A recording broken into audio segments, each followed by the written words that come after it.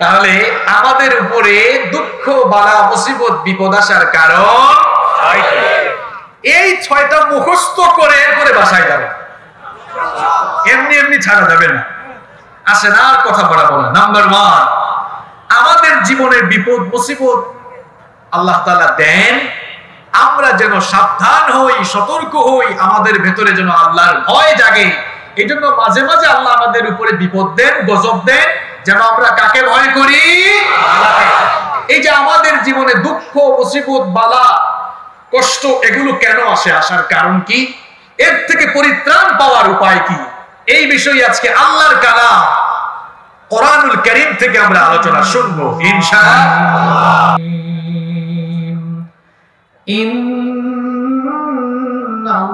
ইন্নাল্লাহা ওয়া মালাইকাতাহু ইউসাল্লুনা আলান নাবিয়্যি ইয়া আইয়ুহাল্লাযীনা আমানু সাল্লু আলাইহি ওয়া সাল্লিমু তাসলিমা।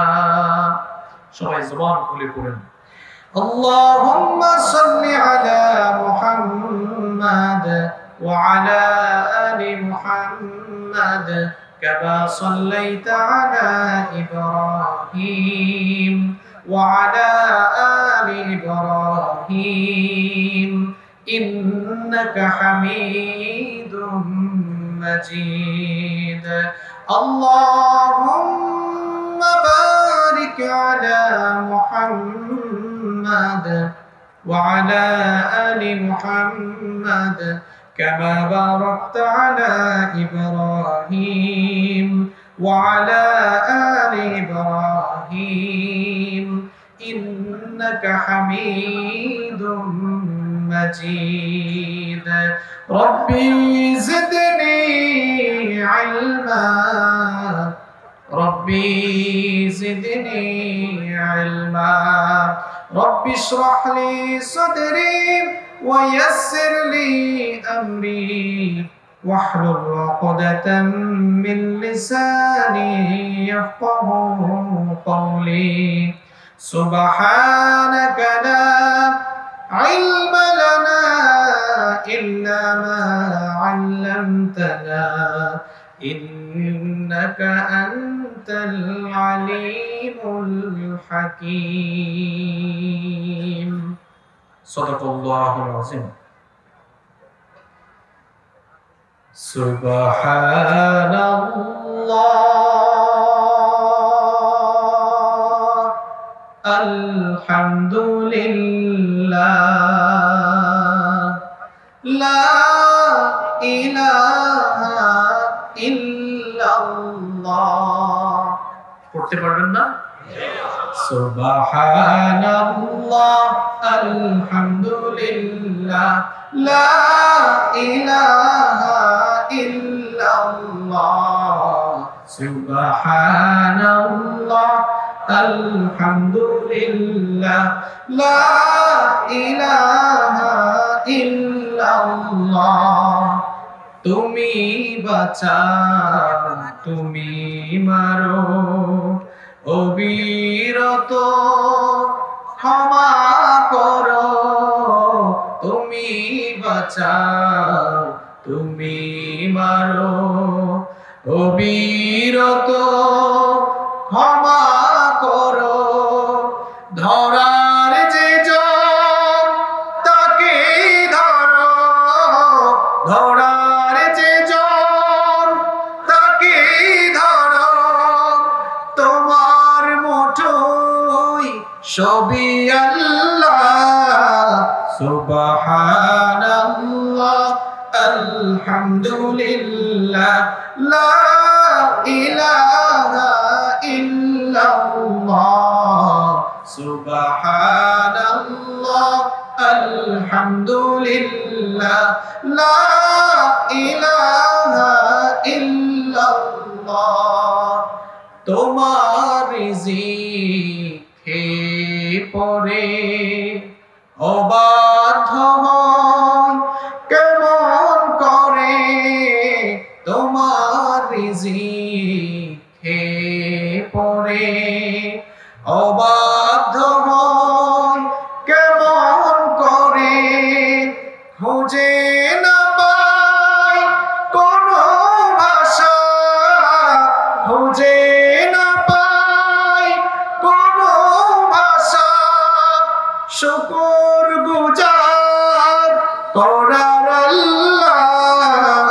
সুবহানাল্লাহ আলহামদুলিল্লাহ লা ইলাহা ইল্লাল্লাহ সুবহানাল্লাহ আলহামদুলিল্লাহ লা ইলাহা ইল্লাল্লাহ তোমার দয়ায় মোদের ধরা সারা জাহান তোমার গড়া তোমার দয়ায় মোদের ধরা সারা জাহান তোমার গড়া তোমার পথে আমার জীবন তোমার পথে আমার জীবন কবুল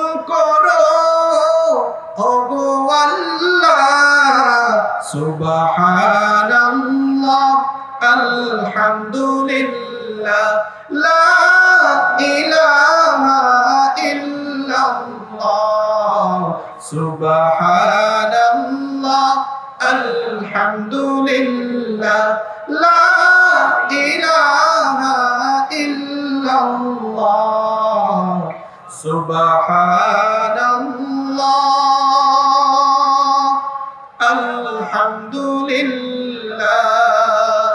লা ইলাহা ইল্লাল্লাহ।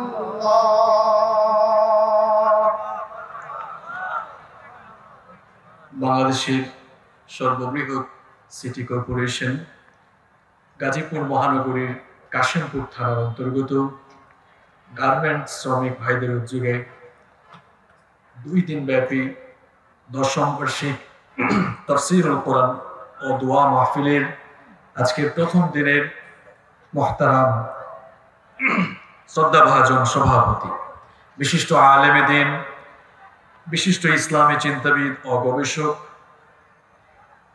গাজীপুরবাসীর অহংকার, সকলেরই অত্যন্ত শ্রদ্ধাভাজন ব্যক্তিত্ব, প্রবীণ আলেমে দ্বীন, বিএডিসি জামে মসজিদের সম্মানিত খতিব হযরত মাওলানা আব্দুল মান্নান সাহেব আতালাল্লাহু আমরাহু ওয়া বারাকাল্লাহু ফি হায়াতিহি, আমরা সবাই বলি আমিন। মানুষের পরিমাণ যত, আমিন বলার উচ্চারণটা কি সেরকম হয়েছে বলেন আপনারা? আমাদের অনেক ভাইরা ভেবেছেন যে হুজুর মাওলানা আব্দুল মান্নান সাহেবের জন্য আরবিতে দোয়া করেছেন, এখানে আমরা আমিন বললে আমাদের তো কোনো ফায়দা নেই। আসলে আমরা সবাই নিজেদের স্বার্থের কথা আগে চিন্তা করি, এজন্য অনেকে ভেবেছেন আব্দুল মান্নান সাহেবের জন্য হুজুর দোয়া করেছেন, আমরা আমিন কেনই বা বলবো, আমাদের তো কোনো লাভ নেই। ইসলাম, আমাদের এই জীবন ব্যবস্থা, আমাদের এই ধর্ম কত সুন্দর, এটা সংকীর্ণতার গণ্ডির ভেতরে আবদ্ধ নয়। আপনি যখনই কোনো ভাইয়ের জন্য দোয়া করবেন, যখন আপনি একজন মুসলমান হয়ে আরেকজন মুসলমানের জন্য দোয়া করেন, ফেরেশতা তখন আল্লাহ তাআলার কাছে আবেদন জানায়, এই গোলাম, এই বান্দা সে তার ভাইয়ের জন্য দোয়া করেছে, এই দোয়াটা আগে তার জন্য আপনি কবুল করেন। দেখছেন এখন আওয়াজ কেমন?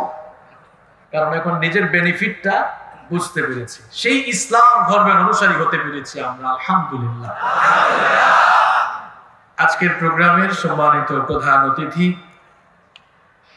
বিশিষ্ট সমাজসেবক, বিশিষ্ট রাজনীতিবিদ, বাংলাদেশের বৃহত্তম রাজনৈতিক দল বাংলাদেশ আওয়ামী লীগের গাজীপুর মহানগরীর সংগ্রামী সহসভাপতি, আপনাদের সকলের অত্যন্ত পরিচিত এবং প্রিয় মানুষ জনাব মোহাম্মদ রেজাউল করিম মন্ডল সাহেব, আল্লাহ তাআলা ওনার নেক হায়াত বাড়িয়ে দিন, পাশাপাশি তাকে কোরআনের জন্য, ইসলামের জন্য কবুল করুন, আমরা সবাই বলি আমিন।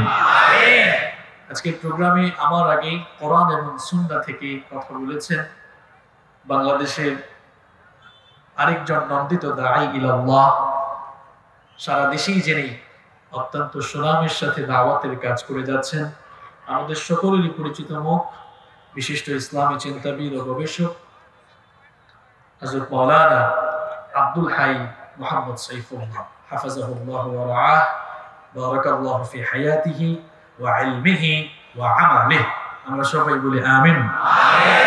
আজকের প্রোগ্রামে উপস্থিত আছেন সম্মানিত অতিথিবৃন্দ, মঞ্চে বসা শ্রদ্ধাভাজন ওলামায়ে কেরাম, এসেছেন অনেক বড় বড় ওলামায়ে কেরাম, যাদের ছাত্র হতে পারলে আমি নিজেকে সৌভাগ্যবান মনে করতাম।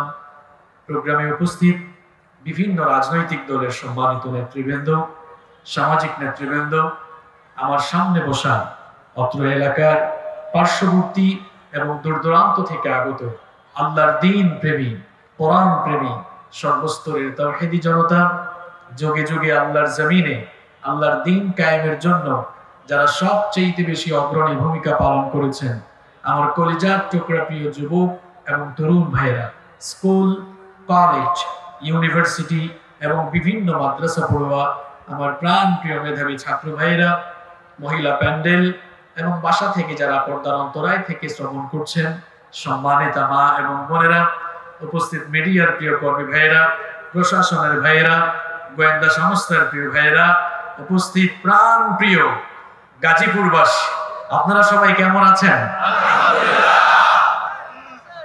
আলহামদুলিল্লাহ, আমিও আল্লাহর রহমতে ভালো আছি। আমাদের সকলকে সুস্থতার সাথে বাঁচিয়ে রেখে কোরআনের এই বরকতময় মাহফিলে আসার তৌফিক যিনি দিয়েছেন তিনি কে? আল্লাহ। সেই আল্লাহর জন্য শুকরগুজার হয়ে হৃদয়ের সবটুকু ভালোবাসা, আবেগ, অনুভূতি উজাড় করে দিয়ে আমরা খুশি মনে প্রাণবন্ত আওয়াজে পড়ছি আলহামদুলিল্লাহ। আমাদের গার্মেন্টস শ্রমিক ভাইয়েরা অক্লান্ত পরিশ্রম করে, মেহনত করে আজকের এই কোরআনের বাগান সাজিয়েছেন। রাজনৈতিক নেতৃবৃন্দ, প্রশাসনের ভাইয়েরা তাদেরকে সাপোর্ট করেছেন, সহযোগিতা করেছেন। এলাকাবাসী সকলের সহযোগিতায়, প্রশাসনের সার্বিক ব্যবস্থাপনায় আজকের এই চমৎকার প্রোগ্রাম অর্গানাইজড হয়েছে। এজন্য আমরা সকলকে ধন্যবাদ জানাচ্ছি। পাশাপাশি আমরা আল্লাহ তাআলার কাছে দোয়া করছি, আল্লাহ তাআলা যেন আজকের এই আয়োজনকে কবুল করেন। এই মাহফিলের সাথে সংশ্লিষ্ট সবাই এবং আমরা যারা মাহফিলে হাজির হয়েছি, আল্লাহ তাআলা যেন আমাদের সকলের জীবনের গুনাহগুলো মাফ করে দেন। In the day of resurrection, কাল কিয়ামতের কঠিন বিভীষিকাময় দিনে এই মাহফিলকে যেন আল্লাহ তাআলা আমাদের সকলের জন্য নাজাতের ওয়াসিলা বানিয়ে আল্লাহ যেন আমাদেরকে মাফ করে দয়া করে তার জান্নাত দান করেন। আরো আসতে বলেন আমিন। আল্লাহর জান্নাত এবং আল্লাহর দয়া আপনারা চান কি চান না? আল্লাহর দয়া চান না কে কে? একটু হাত তোলেন তো দেখি। এই পাবলিক তালে বেতাল হয়ে গেলে চলবে না, জোশের ঠেলায় হুশ হারালে চলবে। আমাদের মাহফিলে আগত শ্রোতাবৃন্দ মনে করেন হুজুর যা বলবে সব জায়গায় ঠিক ঠিক বলতে হবে না, এই হুজুর বেঠিক কথা বলবে বেশি, আপনার কনসেন্ট্রেশন যাচাই করার জন্য। আমরাও কতটা কনসেন্ট্রেট থাকতে পারি দেখা যাবে। তবে গাজীপুরের ভাইয়েরা অত্যন্ত ভদ্র সেটি মনে হচ্ছে, কারণ এত বেশি গ্যাদারিং এখানে হয়েছে, কিন্তু মানুষজন চুপচাপ শুধুমাত্র আল্লাহর কালামের বাণীগুলো শোনার জন্য। আলহামদুলিল্লাহ। তাহলে আমরা সবাই আল্লাহর দয়া চাই কি চাই না? আল্লাহর দয়া ছাড়া কিয়ামতের দিন নাজাত হাসিল করা সম্ভব হবে? কিয়ামতের দিন শুধুমাত্র আমল দিয়ে কোনো মানুষ জান্নাতে ঢুকতে পারবে না। আমল দিয়ে, কেবলমাত্র আমল দিয়ে জান্নাতে ঢোকা যাবে না যদি আমলের সাথে আল্লাহর দয়া, আল্লাহর রহম না থাকে। কি এমন আমল করেছেন আপনি শুধুমাত্র আপনি আপনার আমল দিয়ে জান্নাতে ঢুকে যাবেন? আমলের সঙ্গে আল্লাহর রহম লাগবে, আল্লাহর দয়া লাগবে। আল্লাহর দয়া ছাড়া জান্নাতে ঢোকা যাবে না। কিয়ামতের দিন আল্লাহ তাআলা এমন একজন আবেদ, এমন একজন সালেহ নেককার গোলামকে আল্লাহ তাআলা ডাকবেন, যেই গোলাম, যেই বান্দা সারা জীবন এত বেশি ভালো আমল, এত নেক আমল করেছে, ফেরেশতা যেই লোকটার পাপের খাতায় কলমের দাগ লাগাতে পারে না। আল্লাহু আকবার। পাপের খাতাটা যার পুরোপুরি ব্ল্যাঙ্ক, একদম খালি, ফেরেশতা কলমের দাগ লাগায় নাই, এমন আল্লাহওয়ালা, এমন নেককার একজন আবেদকে আল্লাহ তাআলা ডেকে বলবেন, উদখুলিল জান্নাতা বিরহমাতি, go to the paradise with my mercy. আমার দয়ায় আমার জান্নাতে তুমি দাখিল হয়ে যাও। ওই নেককার লোকটি তখন বলবে, I don't go to the paradise with your mercy, I want to go to the paradise with my worship. সে বলবে, রব, সারা জীবন তোমাকে এত সাজদা দিয়েছি, তোমার গোলামি করেছি, আর আজ বুঝি তোমার দয়ায় জান্নাতে যাব? নো, বাল বিআমালি, আমি আমার আমল দিয়ে জান্নাতে ঢুকতে চাই। রব্বুল আলামিন ফেরেশতাদেরকে ডেকে বলবেন, ও আমার ফেরেশতারা, শুনেছো নাকি আমার এই গোলাম কি বলল?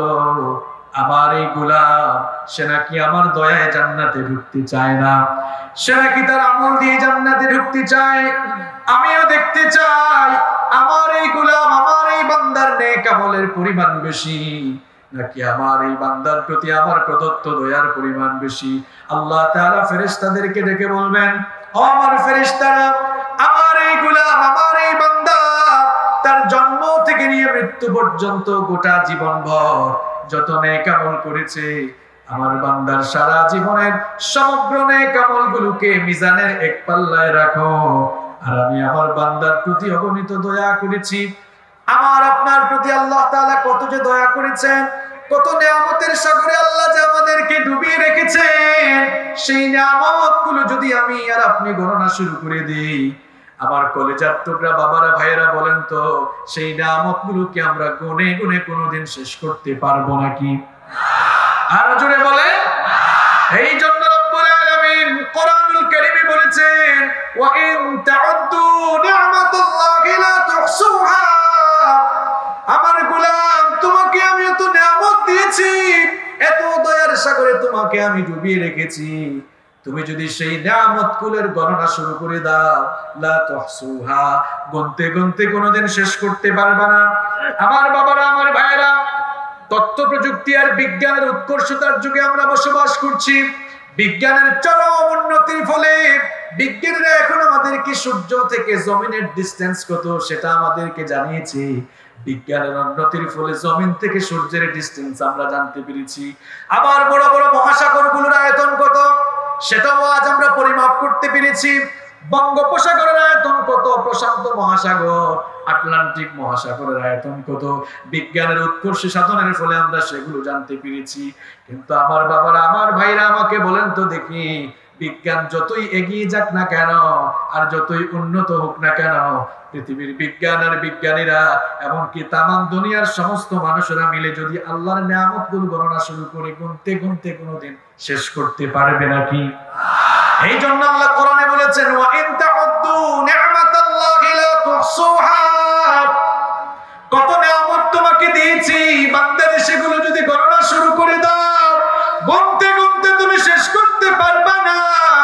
রব্বুল আলামিন ফেরেশতাদেরকে ডেকে বলবেন, আমার ফেরেশতারা, আমার এই গোলাম তার গোটা জীবনভর যত নেক আমল করেছে, তার গোটা জীবনের নেক আমলগুলোকে মিজানের এক পাল্লায় রাখো।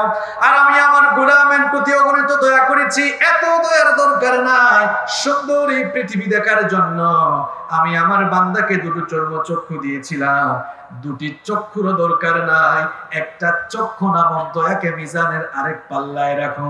ফেরেশতারা যখন ওই বান্দার গোটা জীবনের নেক আমলগুলোকে মিজানের এক পাল্লায় রাখবে, আর আরেক পাল্লায় যখন আল্লাহর দেওয়া একটা চক্ষু নামক দয়াকে রাখবে, দেখা যাবে বান্দার সারা জীবনের নেক আমলের চাইতে আল্লাহর দেওয়া একটা চক্ষু নামক দয়ার পাল্লা ভারী হয়ে যাবে।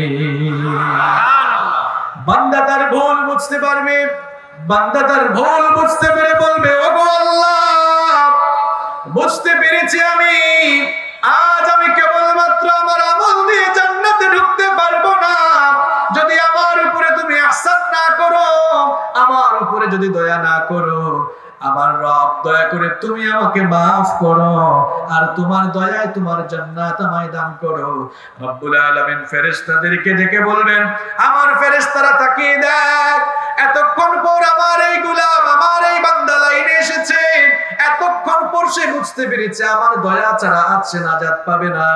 আল্লাহ তাআলা ডেকে বলবেন, আমার গোলাম আয় আয়, আমি আজ তোকে আমার দয়ায় মাফ করে দিয়ে আমার দয়ায় আমার জান্নাতের ভেতরে তোকে ঢুকিয়ে দিলাম।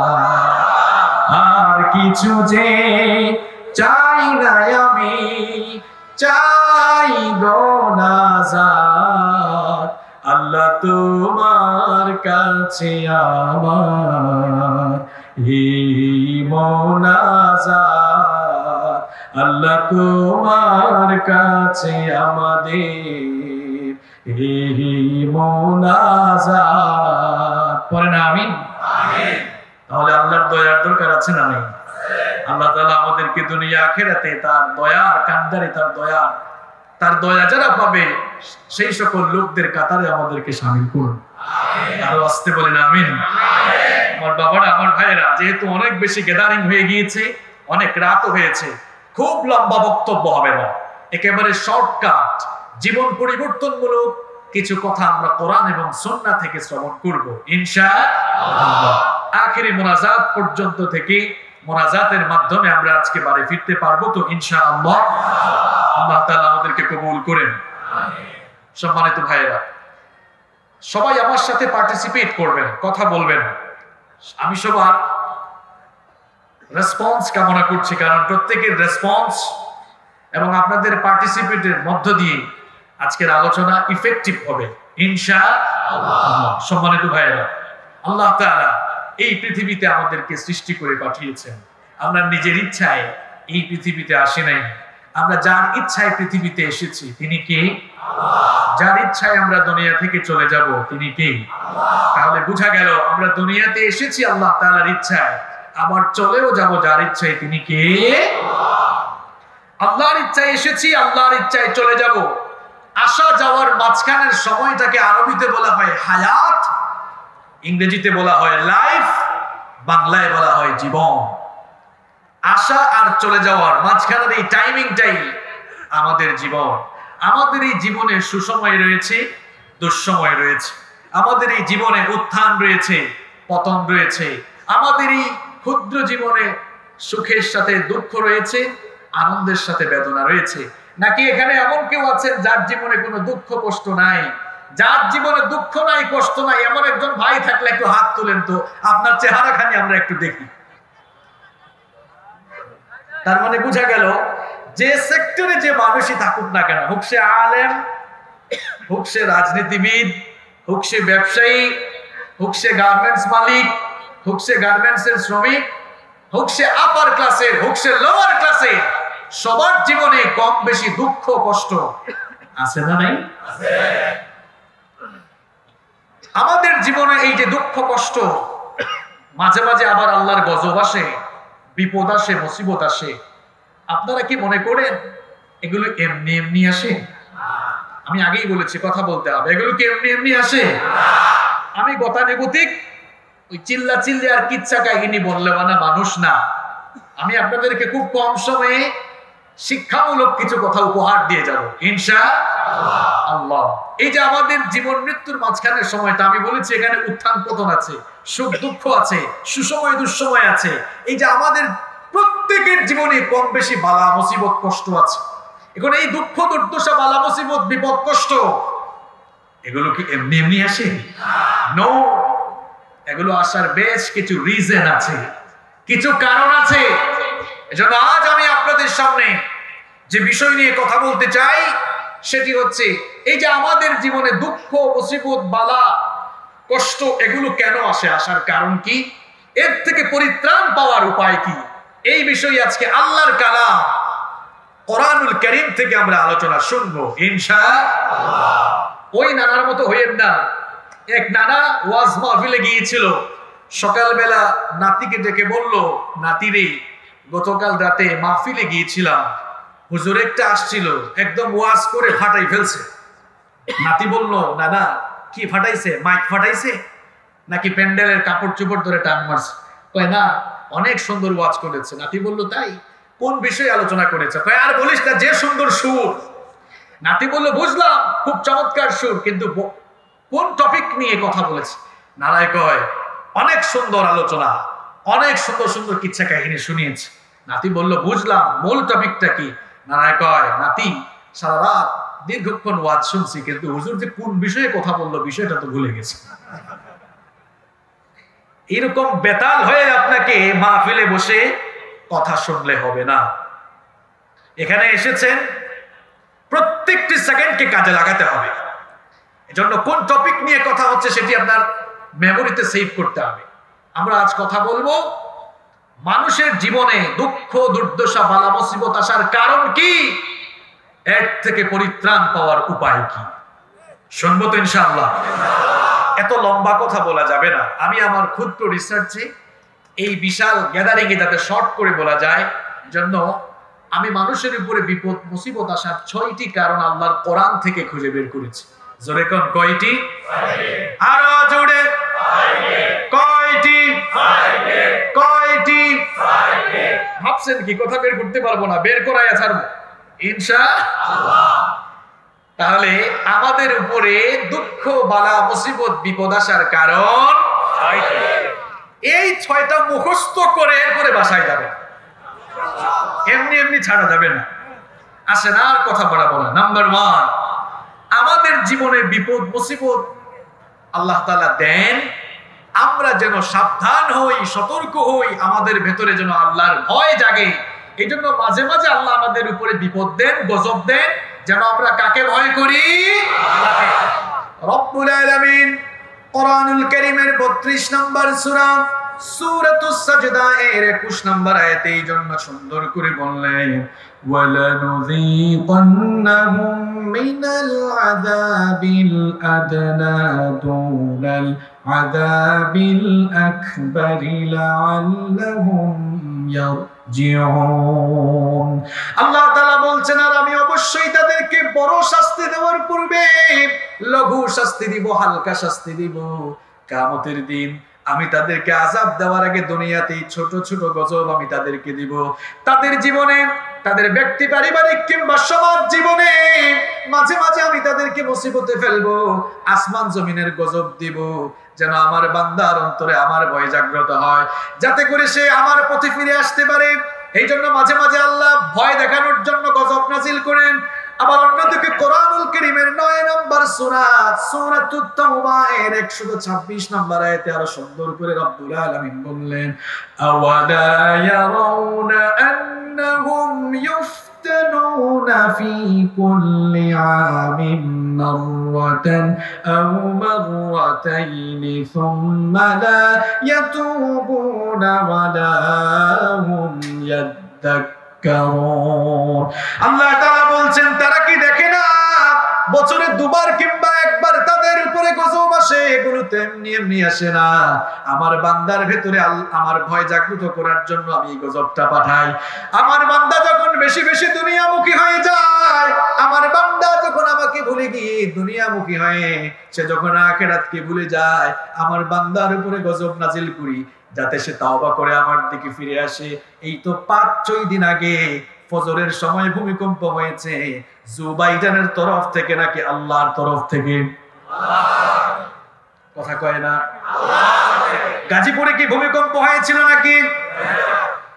আমরা যে এত বাহাদুরি করি, টাকার বড়াই করি, ক্ষমতার অহংকার করি, আমরা যে শিক্ষা দীক্ষার বড়াই করি, আপনাকে আমাকে ধ্বংস করে দেওয়ার জন্য আল্লাহর কি কয়েকদিন সময় লাগবে নাকি? বিজ্ঞান কত উন্নত, এখনো পৃথিবীর বিজ্ঞানীরা জানতে পারে না 1 মিনিট পরে কি হবে, ভূমিকম্প হবে না ঘূর্ণিঝড় হবে। ভূমিকম্পের খবর তো বিজ্ঞান বলতে পারে না, মাঝে মাঝে ঘূর্ণিঝড়ের খবর তারা বলতে পারে, কিন্তু ভূমিকম্পের খবর বলতে পারে না। এই যে আপনি এত বড়াই করেন, তো অহংকার করেন, মুহূর্তের মধ্যেই ভূমিকম্প দিয়ে আপনার বিশাল বিশাল দালান, বিশাল ক্ষমতা, বিশাল অহংকার, আপনার সব কিছুকে মাটির সঙ্গে মিশিয়ে দিয়ে ধ্বংস করে দিতে পারেন যিনি, তিনি কে? এজন্য সামান্য কিছু হয়ে গেলে এত বড়াই করবেন না, আল্লাহর আযাবকে ভয় করেন। আল্লাহর দ্বীনের বিরুদ্ধে গেলেই কিন্তু গজব আসতে পারে। এই যে মাঝে মাঝে আল্লাহ গজব দেন, ফজরের নামাজের সময় ভূমিকম্প আসলো, কিছু মানুষ তখন নামাজে দাঁড়িয়ে রবের জন্য তেলাওয়াত করছে, নামাজে দাঁড়িয়ে রবের পায়ে সাজদায় পড়ে গিয়েছে, আর কিছু মানুষ বেনামাজি হয়ে ঘরের মধ্যে ঘুমিয়েছে। আছে না নাই? খাট কম্পন শুরু হয়েছে, পুরো বিল্ডিং নড়াচড়া করে। এই যে আপনি ঘুমিয়ে থাকলেন, ফজরের নামাজে গেলেন না, আমার বাবারা, আমার ভাইরা, ওই দিন ভূমিকম্পের মধ্যে আপনার মওত হতে পারত কিনা? মওত তো আপনার হাতে নয়, মওতের ফয়সালা যার হাতে তিনি কে? আপনি যে নামাজে গেলেন না, এ কেমন ঈমান আপনার? এই ঈমান আপনাকে তো মসজিদ পর্যন্ত ঢোকাতে পারে না। এ দুর্বল ঈমান কেমনে আপনাকে জান্নাতে নিবে? আর আমার দেশে ফজরের নামাজের অবস্থা হলো এমন, আমার দেশে ফজরের নামাজের চেয়ে জানাজার নামাজে মানুষ কম না বেশি? আরো জোরে বলেন। ফজরের নামাজের চাইতে জানাজার নামাজে মানুষ ভাব সাপ দেখে মনে হয় ফজরের নামাজ নফল আর জানাজার নামাজ ফরজে আইন। কথা কোন না কেন? নইলে দেখা যায় তার ঘর থেকে 20 হাত 50 হাত 100 হাত দূরটা কোন জায়গায় এটা আপনাকে ফাইন্ড আউট করতে হবে। তার মতলবটা মূলত ওই জায়গায়। জানাজার নামাজের আগে বক্তব্য দেওয়ার সুযোগ আছে, ফজরের নামাজের আগে বক্তব্য দেওয়ার সুযোগ নাই। পাবলিক তাইলে কম বেশি জানে, বোঝা যায়। এই যে আপনি ঘুমিয়ে থাকলেন, নামাজে গেলেন না, এ কেমন ঈমান আপনার? সেই সময় তো আপনার মওত হয়ে যেতে পারত। প্রত্যেকদিন যে রাতের বেলা আপনি ঘুমান, ঘুমানোর সময় তো একটা দোয়া আছে, আমার মনে হয় দোয়াটা আপনারা জানেন, ঘুমও এক প্রকার মওত। এই জন্য আমরা ঘুমানোর সময় বলি আল্লাহুম্মা বিসমিকা আমুতু। এখানে আলেম যারা আছেন, আমুতু মানে মারা যাচ্ছি, আর ঘুম মানে আমরা তো আল্লাহ তো শিখাতে পারতেন আল্লাহুম্মা বিসমিকা আনামু। এখানে আলেমরা যারা আছেন, ঘুমের আরবি মউত নাকি নওম? আচ্ছা আপনাদেরকেও শিখাই দিই, মৃত্যুর আরবি হচ্ছে মাউত। সবাই একটু জোরে বলেন তো, মৃত্যুর আরবি কি? আরো জোরে বলেন। ঘুম। এটা ইংরেজি তো সবাই জানেন, ইংরেজি কি জানেন, কিন্তু আরবিটা কি? নওম। এখন আল্লাহ তো দোয়া শিখালেন আল্লাহুম্মা বিসমিকা আমুতু। আমুতু মানে আমি মারা যাচ্ছি। আল্লাহুম্মা, হে আমার আল্লাহ, হে আমার রব, বিসমিকা তোমার নামে আমুতু মারা যাচ্ছি। আল্লাহ তো আমাদেরকে শেখাচ্ছেন না আমি তোমার নামে ঘুমাচ্ছি, শেখাচ্ছেন আমুতু। যদি ঘুম হইতো তাইলে বলতেন আল্লাহুম্মা বিসমিকা আনামু, আল্লাহ আমি তোমার নামে ঘুমাচ্ছি। আল্লাহ বলছেন না, তুমি বলো আমি তোমার নামে মারা যাচ্ছি, কারণ ঘুমও এক প্রকার মৌতের মতোই। যে ঘুমালেন, আপনাকে আল্লাহ না জাগালে কেউ জাগাতে পারবে না। কত মানুষ ঘুমিয়েছে, সকালবেলা ঘর থেকে লাশ বের হয়েছে। কিসের ফুটানি করেন আপনি? আপনি মানুষকে শিডিউল দিয়ে রেখেছেন আগামীকাল মিটিং এ অ্যাটেন্ড করবেন। আপনার মতো কত মানুষ রাতে ঘুমিয়েছে, সকালবেলা লাশ বের হয়েছে, দুপুরবেলা কবরের বাসিন্দা হয়েছে।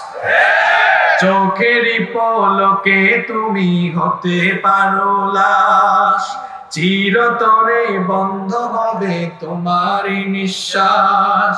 চোখেরই পলকে তুমি হতে পারো লাশ, চিরতরে বন্ধ হবে তোমারই নিঃশ্বাস। হবে এলাম তোমারই নাম মসজিদের মাইকে, বাড়িওয়ালা নাই রে, বাড়ি নাই রে দুনিয়াতে, বাড়িওয়ালা নাই রে, বাড়ি নাই রে দুনিয়াতে, বাড়িওয়ালা নাই রে, বাড়ি নাই রে দুনিয়াতে, বাড়িওয়ালা নাই রে, বাড়ি নাই রে দুনিয়াতে। তোমার ভয়ে থাকতো মানুষ ছিল বাহাদুরি, ভাবনি হাওয়ায় ওরা তুমি যে রঙিন ঘড়ি। তোমার ভয়ে থাকতো মানুষ ছিল বাহাদুরি, ভাবনি হাওয়ায় ওরা তুমি যে রঙিন ঘড়ি। সুতুই টান দিলে বলে,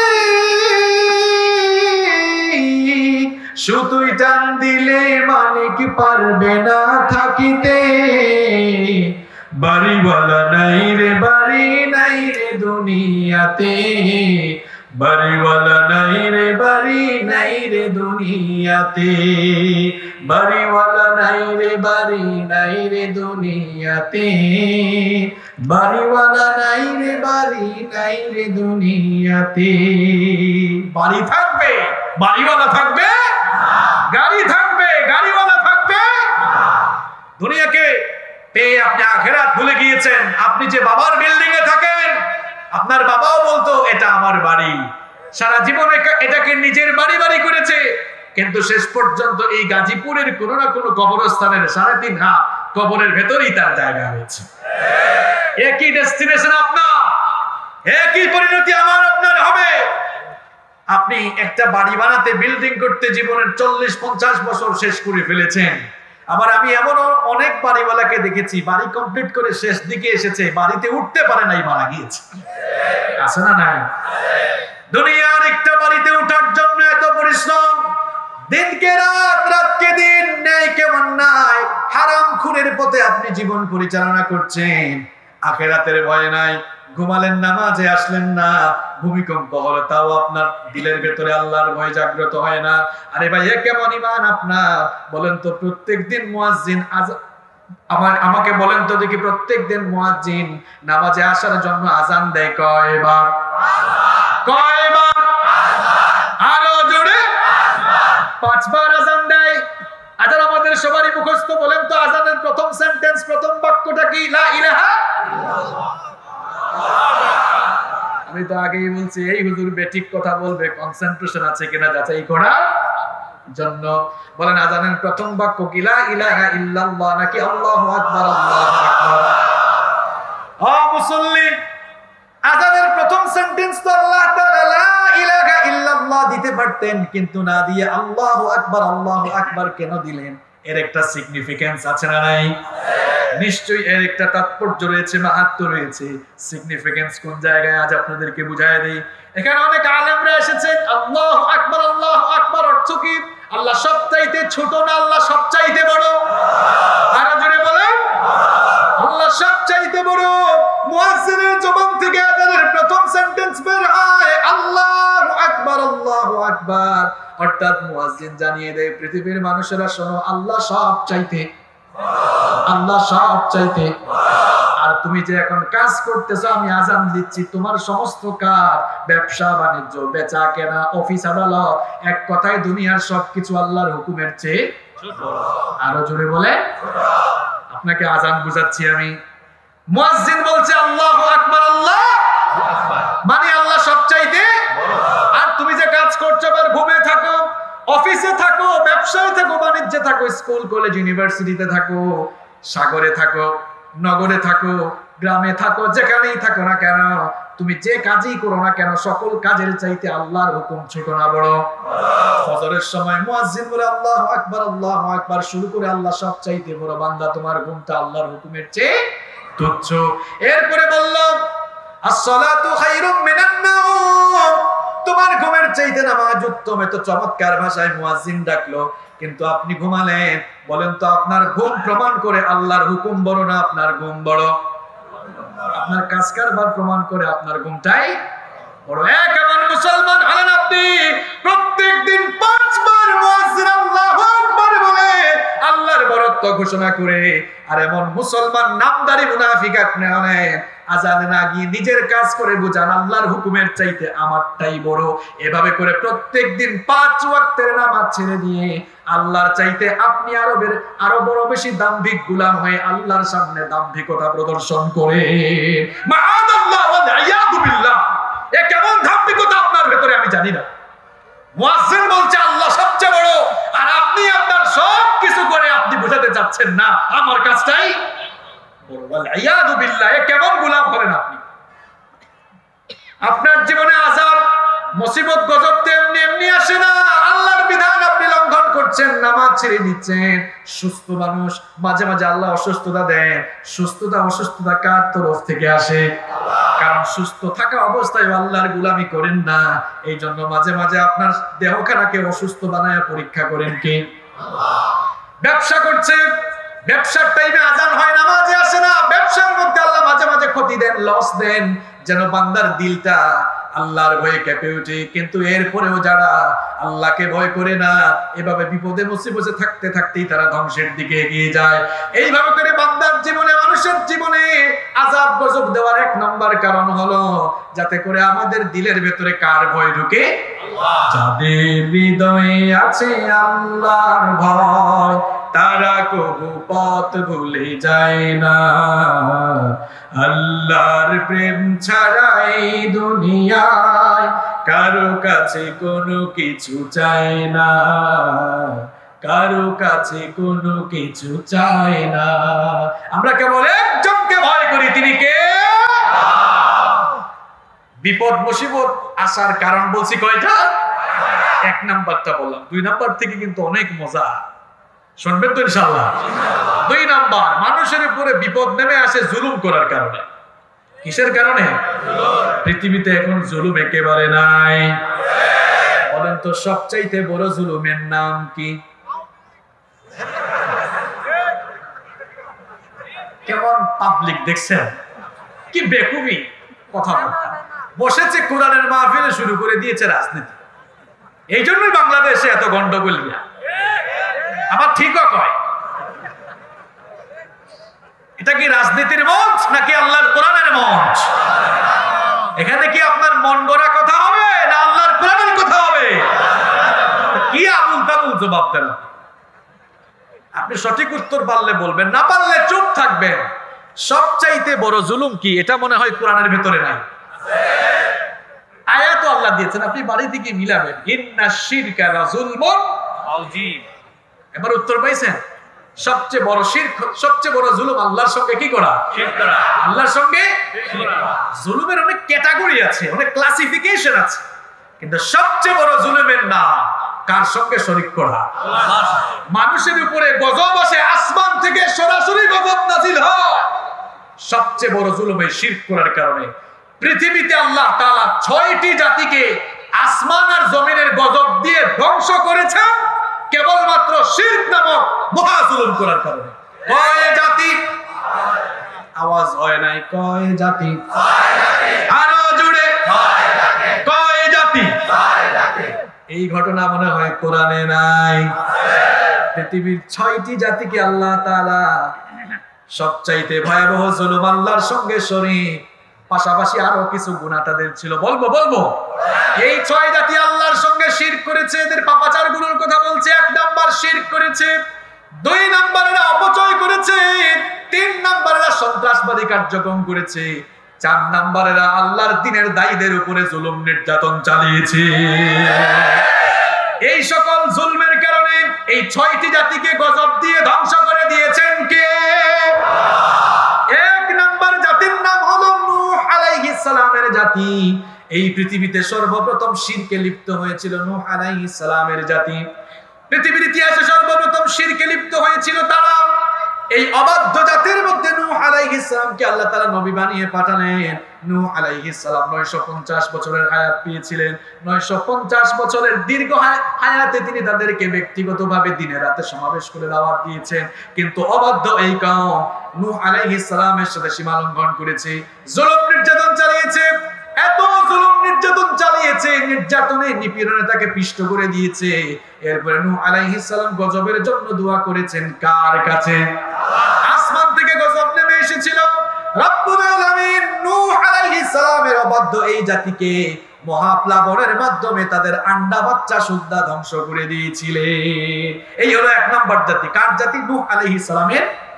২ নাম্বার হচ্ছে আদ জাতি। এদের কাছে হুদ আলাইহিস সালাম নবী হিসেবে এসেছিলেন। এরাও শিরক করেছিল, আল্লাহর সঙ্গে সীমা লঙ্ঘন করেছিল। পাশাপাশি হুদ আলাইহিস সালাম এবং ঈমানদারদের উপরে জুলুম নির্যাতন চালিয়েছিল। আমার বাবারা, আমার ভাইয়েরা, আজও দেখবেন এই পৃথিবীতে আল্লাহর দ্বীনের দায়ীদের উপরে নির্যাতন, নিপীড়ন, স্টিমরোলার চালানো হয়। এগুলো এই যুগের নতুন কাজ কারবার নয়। সকল যুগেই আল্লাহর দ্বীন বিরোধীরা দ্বীনের দায়ীদের উপরে এমন কুরবানি চালিয়েছিল। যারা এমনটা করেছে, জুলুম করতে করতে জুলুমের রশিটাকে যখন টাইট করে ফেলেছে, আল্লাহ তাআলা তখন এদেরকে পাকড়াও করেছেন, এমন ভাবে ধরেছেন, ইতিহাস এদেরকে গজব দিয়ে এমন ভাবে ধ্বংস করেছেন, একেবারে ইতিহাসে তারা কুখ্যাত না বিখ্যাত? আরো জোরে বলে।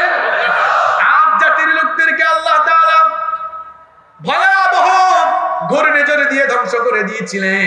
৩ নাম্বার জাতি হলো সালেহ আলাইহিস সালামের সামুদ জাতি। এদেরকে আল্লাহ তাআলা ভূমিকম্প দিয়ে ধ্বংস করেছিলেন। ৪ নাম্বার জাতি হলো লূত আলাইহিস সালামের জাতি। এরা সমকামিতায় লিপ্ত ছিল, এই জন্য জমিন উল্টায় এদেরকে ধ্বংস করে দিয়েছেন কে? ৫ নাম্বার জাতি হলো শুআয়ব আলাইহিস সালামের জাতি। এরা অজনাকে অন্ধিত, আল্লাহর সঙ্গে শিরক করত, চাঁদাবাজি করত। এরপরে এদের মধ্যে আরেকটি খাসলত ছিল, তারা আল্লাহর দ্বীনপন্থী লোকদের উপরে নির্যাতন, নিপীড়ন চালাতো। শেষ পর্যন্ত এই শুআয়ব আলাইহিস সালামের কওমকেও গজব দিয়ে ধ্বংস করে দিয়েছেন কে? আল্লাহ। ৬ নাম্বার সর্বশেষ জাতি হলো ফেরাউনের জাতি। এই ফেরাউনকে তার দলবল সুদ্ধা গজব দিয়ে ধ্বংস করে দিয়েছেন কে? আল্লাহ। এই ৬ জাতি আল্লাহর সঙ্গে অবাধ্য হয়েছিল, এই জন্য দুনিয়ায় এদেরকে শাস্তি দিয়েছেন কে? আল্লাহ। সর্বশেষ ফেরাউনের কাহিনী একটু আপনাদেরকে শোনাই। এই ফেরাউনকে কেন আল্লাহ এমন ভাবে গজব দিয়ে ধ্বংস করলেন? এই ফেরাউন ছিল এমন লোক, ফেরাউন ছিল কিপ্তি সম্প্রদায়ের। একদিন সে স্বপ্ন দেখলো, স্বপ্নে দেখেছিল শাম দেশ থেকে, সিরিয়া থেকে বিশাল একটি অগ্নিশিখা এসে মিশরের কীর্তি সম্প্রদায়ের ঘর বাড়িগুলো জ্বালিয়ে পুড়িয়ে ভস্ম করে দিচ্ছে। সে তার রাজ্যের স্বপ্ন বিশারদদেরকে ডেকে বলল, কি ভয়ঙ্কর স্বপ্ন আমি দেখলাম, এই স্বপ্নের তাবির ব্যাখ্যা বলে দাও। তারা বলল, অচিরেই বনী ইসরাইলের মধ্যে একজন পয়গম্বরের আগমন হবে, যার হাতে তোমার এই মসনদ, তোমার এই গদি ভেঙে চুরে খান খান হয়ে যাবে। এই কথা শোনার পরে ফেরাউনের টেনশন বাড়লো না কমলো? আরো জোরে বলে, বনী ইসরাইল বংশে যেন সেই শিশু সন্তানের জন্ম না হয়, এই জন্যই ফেরাউন কেমন নিপীড়ন চালিয়েছিল শোনেন। সে তখন তার সৈন্যদেরকে অর্ডার দিয়েছিল, এখন থেকে আগামী 1 বছর পর্যন্ত বনী ইসরাইলের মহিলাদের পেট থেকে যখন সন্তানটা দুনিয়াতে আসবে, যদি মেয়ে হয়ে ছেড়ে দিবা, আর ছেলে সন্তান জন্ম নিলে সঙ্গে সঙ্গে জবাই করে হত্যা করবা। কথাগুলো মোল্লার না আল্লাহ? আল্লাহ কোরআনে বলেছেন, ইউকাত্তিলুনা আবনাআকুম ইউদাব্বিহুনা আবনাআকুম। এই ফেরাউন এত বেশি জুলুম করেছিল, সে মুসা আলাইহিস সালামের আগমন ঠেকাবার জন্য অবুঝ শিশুদেরকে, সদ্য ভূমিষ্ঠ হওয়া শিশুদেরকে ধরে ধরে জবাই করে হত্যা করেছিল। আজও দেখবেন পৃথিবীর বহু জালেমেরা তাদের মসনদের জন্য মানুষ হত্যা করে, এখনো যারা মসনদের জন্য মানুষ হত্যা করে, এই স্বভাবগুলো আসলে মানুষের না, এগুলো অমানুষের ফেরাউন মার্কা মানুষের স্বভাব। কত কিছু করলো, তারপরে মুসা আলাইহিস সালামের জন্ম ঠেকানো গেল। মুসা আলাইহিস সালামকে দুনিয়াতে আল্লাহ তাআলা নিয়ে আসলেন, এমনকি ফেরাউনের ঘরের ভেতরে ঢুকায়া বড় হওয়ার ব্যবস্থা করে দিলেন কি? মুসা আলাইহিস সালাম বড় হয়ে গেলেন। এরপরে ঘটনা অনেক লম্বা, শর্ট করে বলতেছি। তিনি সেখান থেকে মাদায়েনে হিজরত করে গিয়েছিলেন। মাদায়েন থেকে ফিরে আসার পথে তুর পাহাড়ে রব্বুল আলামিন তাকে নবুয়ত দিলেন। নবুয়ত দিয়ে বলেন, ইযহাব ইলা ফিরআউনা ইন্নাহু তাগা। মুসা, ফেরাউনের দরবারে যাও, সে অবাধ্য, আমার সঙ্গে সীমা লঙ্ঘন করেছে, তার কাছে আমার দিনের দাওয়াত নিয়ে যাও। মুসা আলাইহিস সালাম ফেরাউনের দরবারে দাওয়াত নিয়ে গেলেন। ফেরাউন দাওয়াত কবুল করে নাই, বরং উল্টো বলেছিল, আনা রাব্বুকুমুল আলা, তুমি আবার কোন রবের দাওয়াত দাও? আমি হচ্ছে সবচেয়ে বড় খোদা। আসলে সে খোদা না হুদা? আরো জোরে বলে। মুসা আলাইহিস সালাম দাওয়াত দিলেন, দাওয়াত কবুল করল না। ফেরাউন বলল, খবরদার মুসা, আবার যদি তুমি তোমার এই রবের দাওয়াত দাও, আমি কিন্তু তোমাকে হত্যা করে ফেলবো, আমি তোমাকে জেলখানার ভেতরে ঢুকায় ফেলবো। আজও দেখবেন আল্লাহর দ্বীনের দাওয়াত দেওয়ার কারণে অনেকেই হামলা মামলা, জেলের ভয় দেখা আছে না নাই? এগুলো এই যুগের স্বভাব না, এগুলো সব ফেরাউনের স্বভাব, ঠিক কি না? মুসা আলাইহিস সালাম দাওয়াত দিলেন। এবার যারা ঈমান আনলো, ফেরাউন তখন তাদেরকে ধরে ধরে এবার ডেগের মধ্যে তেল গরম করে তাদেরকে সেই গরম তেলের মধ্যে ফেলে দেওয়া শুরু করলো। সীমাহীন জুলুম নির্যাতন শুরু করলো। যারা ঈমান এনেছিল তাদের বাচ্চাগুলোকে ধরে ধরে জবাই করা শুরু করলো। কথাগুলো মোল্লার না আল্লাহর? আল্লাহ কোরআনে বলেছেন, আপনি বাড়িতে গিয়ে কোরআন খুলে দেখবেন, ওয়া ইদ নাজাইনাকুম মিন আলি ফিরআউনা ইয়াসুমুনাকুম সুআল আযাব ইউদাব্বিহুনা আবনাআকুম। কথা মোল্লার না আল্লাহর? আল্লাহ বলেছেন, স্মরণ করো ফেরাউনের জুলুমের কথা, যখন সে তার মসনদের জন্য ধরে ধরে অবুঝ শিশুগুলোকে জবাই করেছিল। এই কায়দায় সে জুলুম নির্যাতন চালিয়েছিল, কিন্তু এরপরেও কি ইমানদারদেরকে সে আটকাতে পেরেছে নাকি? কারণ এরপরে এরকম নির্যাতন চালাতে চালাতে ইবাদত খানায় এবার হামলা চালানো শুরু করলো। মুসা নবী এতদিন সহ্য করেছেন, 20 বছর একটানা তিনি দাওয়াত দিয়েছেন, কোনোদিন বদদুয়া করেন নাই। ইবাদত গৃহে হামলা চালানোর কারণে মুসা আলাইহিস সালাম ফেরাউনের বিরুদ্ধে বদদুয়া করলেন। বলেন তো, নবী যদি কোনো উম্মতের জন্য বদদুয়া করেন, সেই পরিণাম কি শুভ হবে না অশুভ হবে? আরো জোরে বলে। ফেরাউনের জন্য এবার অশুভ পরিমাণ নেমে আসলো, কিন্তু আমার আল্লাহ হচ্ছেন গফফার, আমার আল্লাহ হচ্ছেন ক্ষমাশীল, তিনি হচ্ছেন রহমান, তিনি হচ্ছেন রহিম, আমার আল্লাহ হচ্ছেন দয়াবান, তিনি হচ্ছেন করুণাময়। যতই বান্দা অবাধ্য হয়ে যাক না কেন, গোলামটা তো আল্লাহ। এই জন্য গোলামটাকে গজব দিয়ে ধ্বংস করার আগে আল্লাহ সুযোগ দেন কি দেন না? এই ফেরাউনকে আল্লাহ একটা দুইটা সুযোগ দেন নাই, তাকে তো শেষে লোহিত সাগরে ডুবাইয়া মেরেছেন। এর আগে আল্লাহ তাকে 7টা গজব দিয়ে 7 বার সুযোগ দিয়েছেন। কয়বার? আরো জোরে। 7 বার আল্লাহ তাকে সুযোগ দিয়েছিলেন। 1 নাম্বার, যখন সে এরকম নির্যাতন নিপীড়ন চালালো, মুসা আলাইহিস সালাম বদদুয়া করলেন, দোয়া কবুল করে নিলেন কি?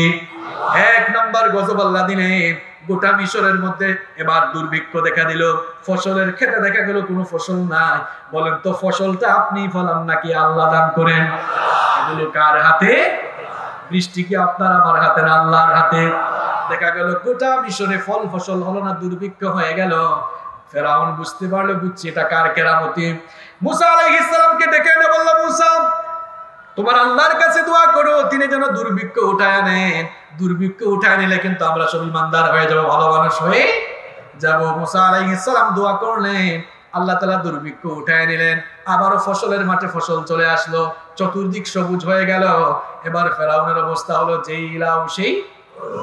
আবার আগের অবস্থায় তারা অবাধ্যতা শুরু করলো। মুসা আলাইহিস সালাম তো আগে থেকেই বদ্ধ করে রেখেছিলেন, এই জন্য গজবের পর গজব আসা শুরু হলো। যখন এরা কথা দিয়ে কথা রাখলো না, 2 নম্বর গজব আসলো। এবার দেখা গেল যে এই ফসলগুলো হলো, বন্যার পানি চলে আসলো, বন্যার পানিতে সব ফসল নষ্ট হয়ে গেল। ফেরাউন বুঝতে পারলো এই গজবটাও এসেছে কার তরফ থেকে? মুসা নবীকে ডেকে বলল, মুসা তোমার রবকে বলো তিনি যেন গজবটা তুলে নেন, এবার কিন্তু আমরা ভালো হয়ে আর আগের মতো বেঈমানি করব। মুসা আলাইহিস সালাম দোয়া করলেন, বন্যা চলে গেল। আবারও দেখা গেল ফসলের মাঠে ফসল ফললো, চতুর্দিক সমারোহ হয়ে গেল, চতুর্দিক সবুজ শ্যামল হয়ে গেল। কিন্তু ফেরাউন আর তার সাঙ্গপাঙ্গদের স্বভাব যেই লাউ সেই কদুর মতো থেকে গেল। আবারও তারা অবাধ্যতা শুরু করলো। 3 নম্বর গজব আল্লাহ পাঠালেন, পঙ্গপালের গজব। দেখেন 7টা গজবের কথা মনে রাখবেন। 1 নম্বর দুর্ভিক্ষ, 2 নম্বর বন্যা, 3 নম্বর পঙ্গপাল। মনে থাকবে? পঙ্গপাল এসে সব ফসল শেষ করে ফেললো, এমনকি তাদের ঘর বাড়িতে আসবাবপত্র গুলো খাওয়া শুরু করলো। ফেরাউনের বাচ্চা ফেরাউন। আপনারা বলবেন হুজুর ফেরাউনের বাচ্চা ফেরাউন কেন বললেন? ফেরাউনের ঘরে কি ভালো মানুষ হয় না ফেরাউন হয়? সেই সময় মিশর যারা শাসন করতো, শাসকদের উপাধি ছিল ফেরাউন। ফেরাউনের ঘরে হয় ফেরাউন। ফেরাউনের ঘরের ফেরাউন বলল, মুসা তোমার রবকে বলো পঙ্গপালের গজব যেন তিনি উঠিয়ে নেন। মুসা আলাইহিস সালাম দোয়া করলেন, গজব উঠিয়ে নিলেন কি? কিন্তু ফেরাউনদের স্বভাব দেখা গেল যেই লাইফ সেই কদুর মতো থেকে গেল। এই গজব দেওয়ার পরেও তারা সাবধান হলো না। আমার আল্লাহ কত ছাড় দিয়েছেন দেখেন। আল্লাহ কিন্তু জালেমদেরকে ছাড় দেন, ছাড় দেন, ছাড় দেন। যখন একেবারে ধরেন তখন কিন্তু আর রেহাই দেন। আমার আল্লাহ ছাড় দেয় কিন্তু ছেড়ে। দেখেন আল্লাহ কেমনে ধরতেছে ফেরাউনকে আস্তে আস্তে। এই কিচ্ছাগুলো কি আমি আপনাকে এমনি এমনি শোনাচ্ছি না, কোরআন থেকে শোনাচ্ছি। 4 নম্বর গজব আসলো, উকুনের গজব। কিসের গজব? আরো জোরে। গাজীপুরে উকুনকে কি বলে? মাথার মধ্যে কি হয়? চুলে। এখন দেখা গেল সেই লাউ সেই কদু অবস্থা, যখন সবগুলার শরীরের মধ্যে উকুনের কামড়া কামড়ি। এবার ফ্রাউন করে এত কামড়া কামড়ি, এত কামড়াকারী। মুসা তোমার রবকে বলে এই গজব যেন তিনি তাড়াতাড়ি উঠান, আর কামড়া কামড়ি ভালো লাগে। গজব উঠিয়ে নিলেন কে? ফেরাউন যখন এই গজব থেকে পরিত্রাণ পেল, আবারও সবাধ্যতা শুরু করলো। রব্বুল আলামিন 5 নম্বর ব্যাঙের গজব নাজিল করলেন। কিসের গজব? আরো জোরে। দেখা গেল ফেরাউন খাইতে বসেছে, খাবারের প্লেটের মধ্যে ব্যাঙ, গাছের মধ্যে ব্যাঙ। যেখানে বসে ব্যাঙের স্তূপ, ঘুমাতে গেলে নাকে মুখে ব্যাঙের লাফালাফি আছে না নাই? মুসা আলাইহিস সালামকে ডেকে বলল, মুসা ব্যাঙের অত্যাচার ভালো লাগে না, তোমার রবকে বলো এই গজব যেন উঠে নেন, এখন কিন্তু আমি ভালো হয়ে যাব। তিনি আবেদন করেন, আল্লাহ গজব উঠিয়ে নিলেন। এরপরেও সে অবাধ্য থেকে গেল, ভালো হলো। 6 নম্বর গজব আল্লাহ পাঠালেন, রক্তের গজব। কিসের গজব? গ্লাসে পানি নেই, পানি রক্ত হয়ে যায়। খাবারের পাত্রে তরি তরকারি যাই থাকে তা রক্ত হয়ে যায়। নীল নদের পানিগুলো রক্তের মতো লাল হয়ে গেল। চতুর্দিকে যেমন আল্লাহর তরফ থেকে গজব আসলো। ফেরাউন মুসা নবীকে ডেকে বলল, মুসা আল্লাহর কাছে দোয়া করো তিনি যেন গজব তুলে নেন। এবার যদি গজব তুলে নেন আমি ভালো হয়ে যাব। কিন্তু এরপরেও গজব তোলার পরে সে ভালো হলো। সর্বশেষ অবাধ্য যখন তারা হয়, প্লেগ নামক মহামারী আল্লাহ পাঠালেন। চতুর্দিকে হাজার হাজার মানুষ মারা যাচ্ছে। আল্লাহর ভয় এবার ফেরাউনের ভিতরেও আছে না নাই? দেখবেন আমাদের চারপাশে অনেক মানুষ আছে সারাক্ষণ আল্লাহর দ্বীনের বিরুদ্ধে দাঁড়ালো। দেখবেন করোনা ভাইরাস আসার পরে কিন্তু টুপি টাপি ধরছিল, আছে না নাই? আল্লাহর ভয় ঢুকছিল। ভয় ঢুকতে ঢুকতে এমন ভয়, আরে বাবা পিপি, মাস্ক, মশারির মতো আরেকটা কি জানে লাগায়, হেলমেটের মতো আরেকটা কি জানে লাগাই, তুলে নিলেন। আল্লাহ তো এদের মনের খবর যাবেন। এরপরেও বেঈমান থেকে গেল, ইমানদারদের উপরে জুলুম নির্যাতন বাড়ালো না কমালো? নির্যাতন নিপীড়ন যখন বেশি বাড়িয়ে ফেলল, রব্বুল আলামিন তখন মুসা নবীকে বললেন, ও আমার নবী মুসা, এই জালিমকে আমি অনেক ছাড় দিয়েছি, এবার আমার টাইম হয়ে এসেছে, আমি তাকে একেবারে চূড়ান্ত ভাবে গজব দিয়ে শেষ করে দিব। আল্লাহ তাআলা মুসা আলাইহিস সালামকে বললেন, আমার নবী মুসা, তুমি তোমার উম্মতদেরকে নিয়ে রাতের বেলা মিশর থেকে বের হয়ে যাও, মিশর থেকে চলে যাও। মুসা আলাইহিস সালাম এবার রাতের বেলা উম্মতদেরকে নিয়ে বের হয়ে গিয়েছেন মিশর থেকে, কার হুকুমে? আল্লাহ। এই খবর চলে গেল ফেরাউনের কাছে। ফেরাউনের কানে যখন গেল, সৈন্যদেরকে অর্ডার করলো, এখনো বসে আছো কেন? তাড়াতাড়ি তরবারি নিয়ে বের হও, মুসা এবং তার দলের সবাইকে শেষ করে ফেলবো, তার সব উম্মতদেরকে আজকে ধরে ধরে কচু কাটা জবাই করব। মুসা আলাইহিস সালাম তার উম্মতদেরকে নিয়ে এবার পথ চলা শুরু করেছেন। পথ চলতে চলতে লোহিত সাগরের সামনে চলে গেলেন, পেছন ফিরে দেখলেন ফেরাউন তার দলবল নিয়ে আসতেছে। মুসা আলাইহিস সালামের উম্মত বনি ইসরাইলেরা বড় ঘাড় তেরা জাতি ছিল। তারা মুসা নবীকে বলল, ওগো আল্লাহর নবী মুসা, তুমি কি আমাদেরকে মারার জন্য মিশর থেকে নিয়ে এসেছো নাকি? এ কেমন জায়গায় আমরা আসলাম? সামনে লোহিত সাগর, সামনেও আমাদের জন্য মওত অপেক্ষা করছে, পেছনে ফেরাউনের বাহিনী, সামনে যাওয়ার জায়গা নাই, পেছনেও ফেরার কোনো পথ। মনে রাখবেন, ইমানদার যারা হয়, ইমানদাররা বিপদে মুসিবতে কখনো হতাশ হয় না। ইমানদাররা বিপদে মুসিবতে পড়লে শেষ পর্যন্ত জালেমের সঙ্গে আপোষ করবে না, মারা যাবে শেষ পর্যন্ত জালেমের সঙ্গে আপোষ করবে না, এবং ভয় যাকে করবে, তাওয়াক্কুল যার উপরে করবে তিনি কে? মুসা আলাইহিস সালাম উম্মতকে বললেন, কাল্লা, কখনো নয়, ইন্না মাইয়া রাব্বি সায়াহদিন, আমার উম্মত হতাশ হয় না, ইন্না, নিশ্চয়ই, মাইয়া রাব্বি, আমাদের সাথে একজন আছেন, তিনি কি? আল্লাহ। সবার মোকাবেলায় তিনি যথেষ্ট নাকি যথেষ্ট নয়?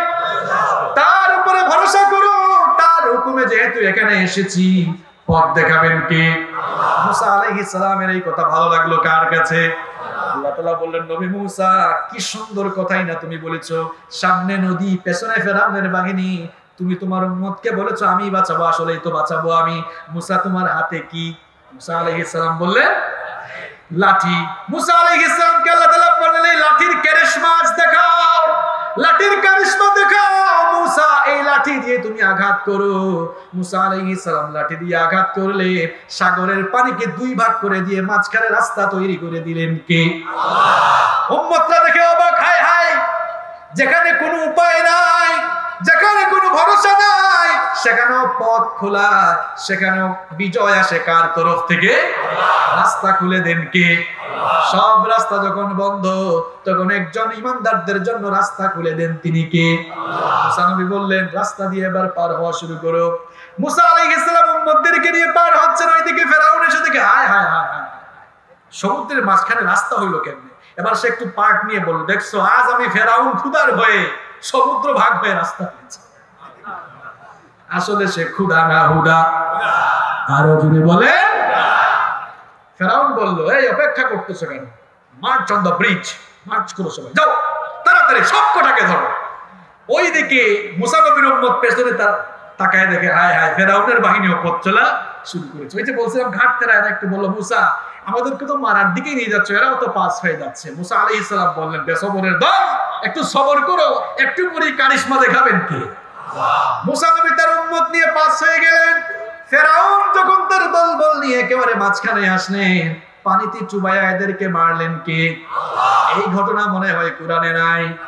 وجاوزنا ببني إسرائيل البحر فأتبعهم فرعون وجنوده بغيا وعدوا حتى إذا أدركه الغرق قال آمنت أنه لا إله إلا الذي آمنت به بنو إسرائيل وأنا من المسلمين।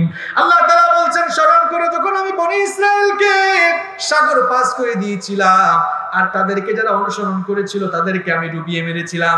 ফেরাউন যখন সৈন্য বাহিনী নিয়ে মাঝখানে আসলো, এবার সাগরের মাঝখানের রাস্তা ভ্যানিশ করে দিয়ে, ধ্বংস করে দিয়ে, ফেরাউনের দলবল সহ এবার সব কথাকে পানিতে নাকানি চুবানি খাওয়াচ্ছেন কে? আল্লাহ। আরো জোরে বলেন। ফেরাউন যখন পানি খাইয়ে খাইয়ে জান যায় যায় অবস্থা, হাত তুলে বলল আল্লাহ আমি ভালো হয়ে গেছি, আমি ভালো হয়ে। দেখেন কোন কায়দায় বলছে, কই আমানতু আন্নাহু লা ইলাহা ইল্লাল্লাযী আমানাত বিহি বানু ইসরাঈল। বলে না আমি ঈমান আনছি, বলে বনি ইসরাঈল এরা যার উপর ঈমান আনছে আমিও তার উপর ঈমান এনেছি। আল্লাহ বলেন আল আন, এখন তোর সময় হয়েছে। ওয়াকাদ আসাইতা ক্বাবলু ওয়া কুনতা মিনাল মুফসিদিন, সারা জীবন পৃথিবীতে ফাসাদ সৃষ্টি করে এসেছিস, এখন বুঝি তোর সময় হয়েছে। ফেরাউন বহু সুযোগ দিয়েছে তোকে, আর ছাড়বো না। ফালইয়াউমা নুনাজ্জিকা বিবাদানিকা লিতাকুনা লিমান খালফাকা আয়া, তবে তোরে একেবারেও শেষ করব না, তোর দেহটাকে আমি বাঁচিয়ে রাখবো কিয়ামত পর্যন্ত। তোর আদর্শ লালনকারীরা যেন বুঝতে পারে এইরকম জুলুম নির্যাতনের শেষ পরিণতি কি হয়।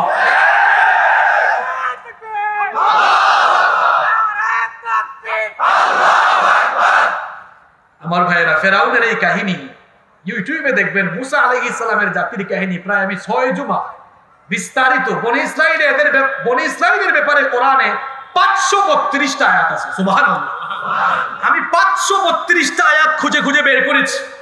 এরপরে আমি প্রায় 10 ঘন্টার উপরে বনি ইসরাঈল নিয়ে আলোচনা করেছি, তাদের আগাগোড়া ইতিহাস আমি সেখানে বলেছি। সুযোগ থাকলে আপনারা শুনে নেবেন ইনশাআল্লাহ। কি ওই আয়াত কি আছে কোরআনে, ফালইয়াউমা নুনাজ্জিকা বিবাদানিকা লিতাকুনা লিমান খালফাকা। আপনি বাড়িতে গিয়ে আল্লাহর কোরআন খুলে কোরআনের 10 নম্বর সূরা, সূরা ইউনূসের 92 নম্বর আয়াত খুলে দেখবেন। 92 নম্বর আয়াতের শেষে আল্লাহ বলেছেন, তোরে একবারে শেষ করব না, তোর দেহটাকে বাঁচিয়ে রাখবো। এই জন্য বাঁচিয়ে রাখবো, আল্লাহর দ্বীনের বিরুদ্ধে দাঁড়িয়ে যারা আল্লাহর দ্বীনের বিরুদ্ধে কথা বলে কার্যক্রম চালায়, এরকম জুলুম করতে করতে শেষ পরিণতিতে কি হয় এটার থেকে যারা শিক্ষা নিতে পারে, এই জন্য তোকে আমি দুনিয়ার জালেমদের জন্য নিদর্শন বানিয়ে রাখলাম।